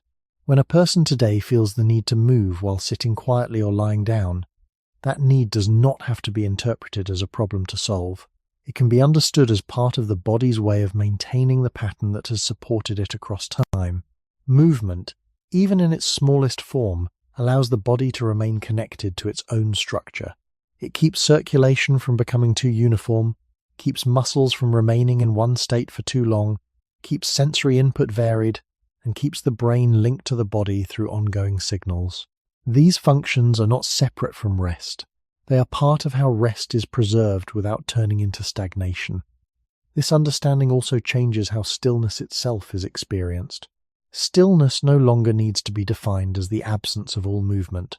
It can be seen as a quieter phase within a broader pattern, where movement is reduced but not eliminated. In this quieter phase, the body continues to make small adjustments that support comfort and balance. These adjustments may be so subtle that they are barely noticed, yet they play a role in maintaining the conditions that allow the body to remain at ease. When these adjustments are allowed, stillness can feel more sustainable. When they are resisted, stillness can become more difficult to maintain, and the need to move may become more pronounced. Looking back to the earliest stages of human life, this pattern appears again and again. The body did not separate itself from the environment in order to rest. It remained part of a changing world, adapting continuously while reducing effort when possible. This allowed recovery to occur without disconnecting from the processes that supported life. Over time, this approach became embedded in the body's systems, shaping how it responds to both movement and rest. The modern environment offers new possibilities, including the ability to remain still for long periods. These possibilities can be useful, but they do not replace the older structure. The body continues to operate within the patterns it has inherited, seeking variation even in conditions that no longer require it. The quiet signals that encourage movement are part of this inheritance. They are not errors or distractions. They are expressions of a system that has learned to maintain itself through change rather than through complete stillness. In this light, the need to move is not something to overcome, but something to understand. It reflects a continuity that connects the present moment to a long history of human life. The body is not only responding to what is happening now, it is carrying forward a way of functioning that has been shaped over many generations. When movement is allowed to remain part of rest, even in small and gentle ways, the body can return to a pattern that feels more familiar to it. This does not answer the question in a final or complete way, but it reframes it. The need to move is not simply about discomfort or habit.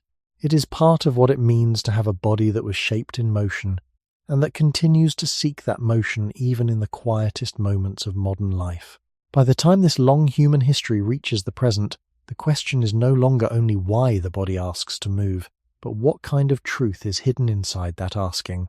For much of modern life, the body is treated as if it should become quiet on command, as if comfort means reducing motion until almost nothing changes. Yet everything we have followed through the deeper past suggests a different picture. The human body was shaped in a world where life was rarely supported by complete stillness. It learned to remain balanced through shifting pressure, changing posture, repeated steps, small adjustments, and the gentle alternation between greater effort and lesser effort.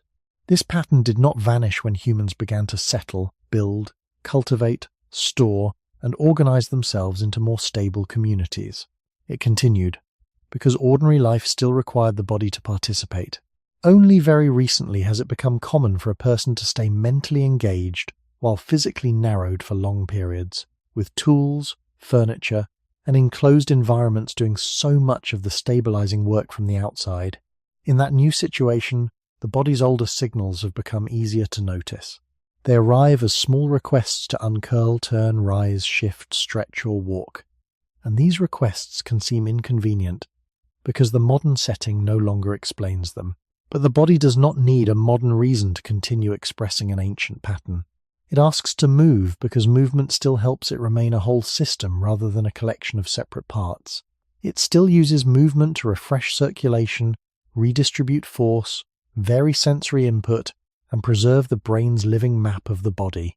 It still relies on movement to keep rest from becoming stagnation, and to keep stillness from becoming too narrow. This means the body's need to move is not simply a leftover impulse from a distant past. It is a present function that continues to make sense inside the body, even when the environment no longer requires it in the same obvious way. There is something quietly instructive in that.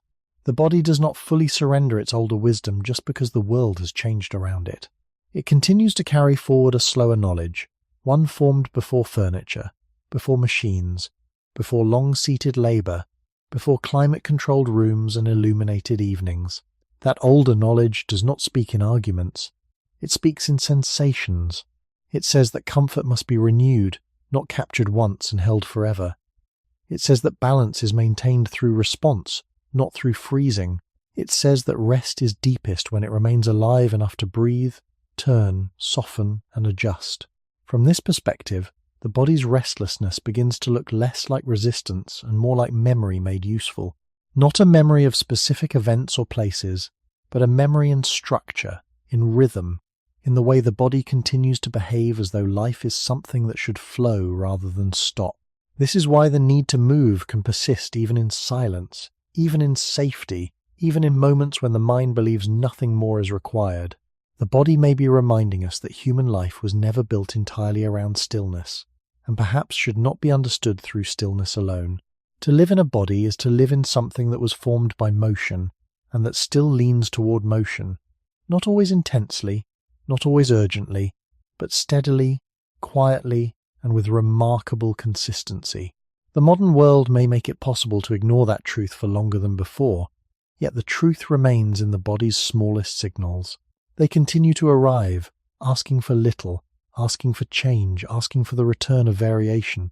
And perhaps that is where the question finally opens rather than closes, because if the body has carried this need across so much time, across so many different human worlds, then maybe movement is not just something the body does, but one of the oldest ways it remembers what it is.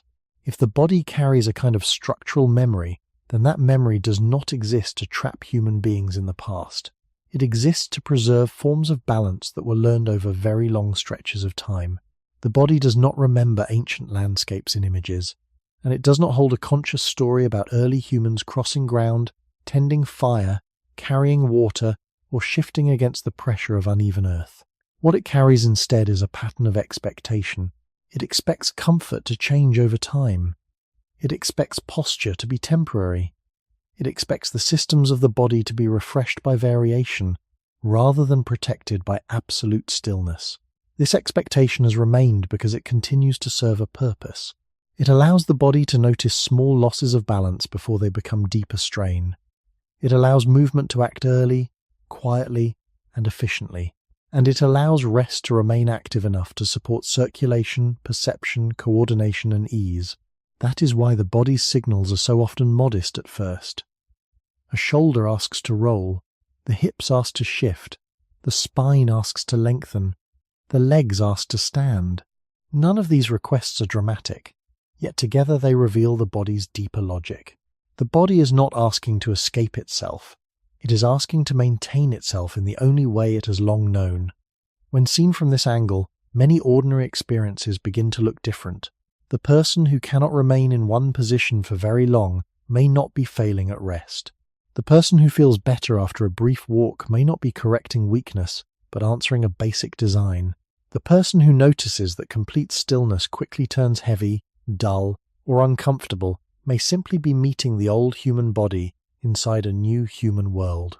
This does not mean that the past was easier, or that modern life must be judged against earlier ways of living. It means only that the body continues to carry forward a relationship with movement that has not lost its biological meaning. Even now, movement remains one of the simplest ways the body renews its own order. It restores internal flow. It rebalances pressure. It refreshes the brain's sense of position. It prevents any one pattern of muscular effort from becoming too dominant. And perhaps most quietly of all, it helps the body feel present to itself again. Through most of human history, these effects did not need to be sought out. They were built into survival, work, settlement, and rest. Today they are easier to separate, and because they are easier to separate, the body's need for them can feel more visible, sometimes even inconvenient. Yet, inconvenience is not the same as meaninglessness.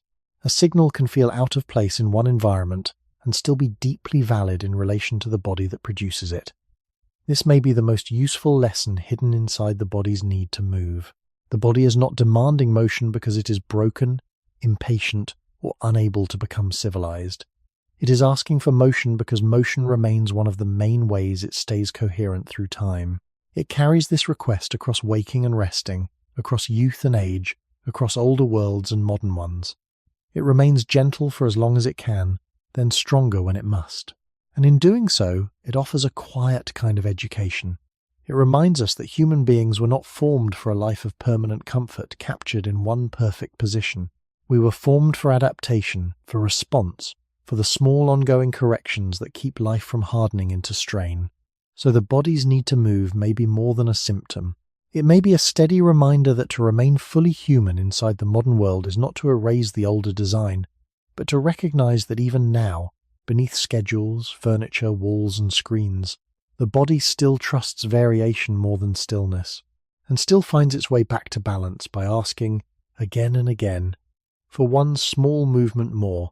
At the end of this long path, nothing needs to be forced into a final conclusion, because the body itself does not work through final conclusions.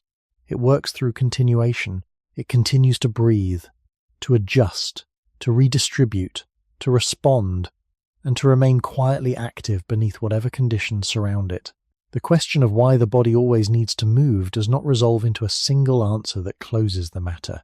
Instead, it opens into a way of seeing the body as something that has never been fully separated from motion, even in rest, even in stillness, even in silence.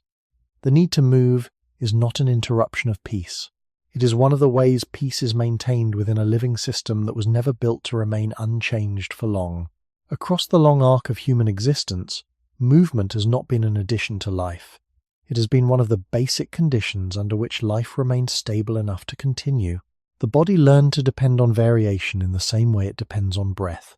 Not always in a dramatic way, but in a steady, ongoing way that rarely draws attention to itself until it is reduced. When that variation is removed or narrowed, the body does not immediately fail. It simply begins to ask, gently at first, for what it has always used to maintain itself. These requests can be easy to overlook because they are small and do not always align with modern expectations of comfort or efficiency. Yet they carry a kind of continuity that extends far beyond the present moment. They connect the body that sits in a quiet room today with bodies that once crossed open ground, tended fields, carried water, rested on uneven earth, and lived within environments that did not allow long separation from movement. That connection is not something that needs to be acted upon in any particular way. It is simply something that remains. The body does not insist. It suggests. It shifts weight, asks for a stretch, invites a step, adjusts position, and then settles again for a time. In doing so, it shows that rest and movement are not opposites to be chosen between, but parts of the same continuous process. One gives way to the other, and then returns again, without needing a clear boundary. This is why complete stillness can feel difficult to maintain, not because the body is resisting rest, but because the body does not fully separate rest from change. It holds both together, allowing rest to remain alive rather than fixed. When seen from this perspective, the small movements that occur during quiet moments no longer need to be interpreted as disturbances. They can be understood as the body keeping itself within a range that has always supported its balance. The urge to move becomes less of a question to solve and more of a signal to notice. A reminder that the body is still operating within patterns that have endured across many different human worlds. It is not necessary to return to those worlds to understand the signal. It is enough to recognize that the body has not left them entirely behind. It carries them forward in the way it organizes itself, in the way it responds to stillness, and in the way it continues to seek variation even when nothing in the environment requires it. And perhaps this is where the question remains, not as something to be answered, but as something to stay with. If the body continues to move, even in the quietest conditions, not out of urgency but out of continuity, then what does it mean to truly rest in a body that was never meant to be completely still?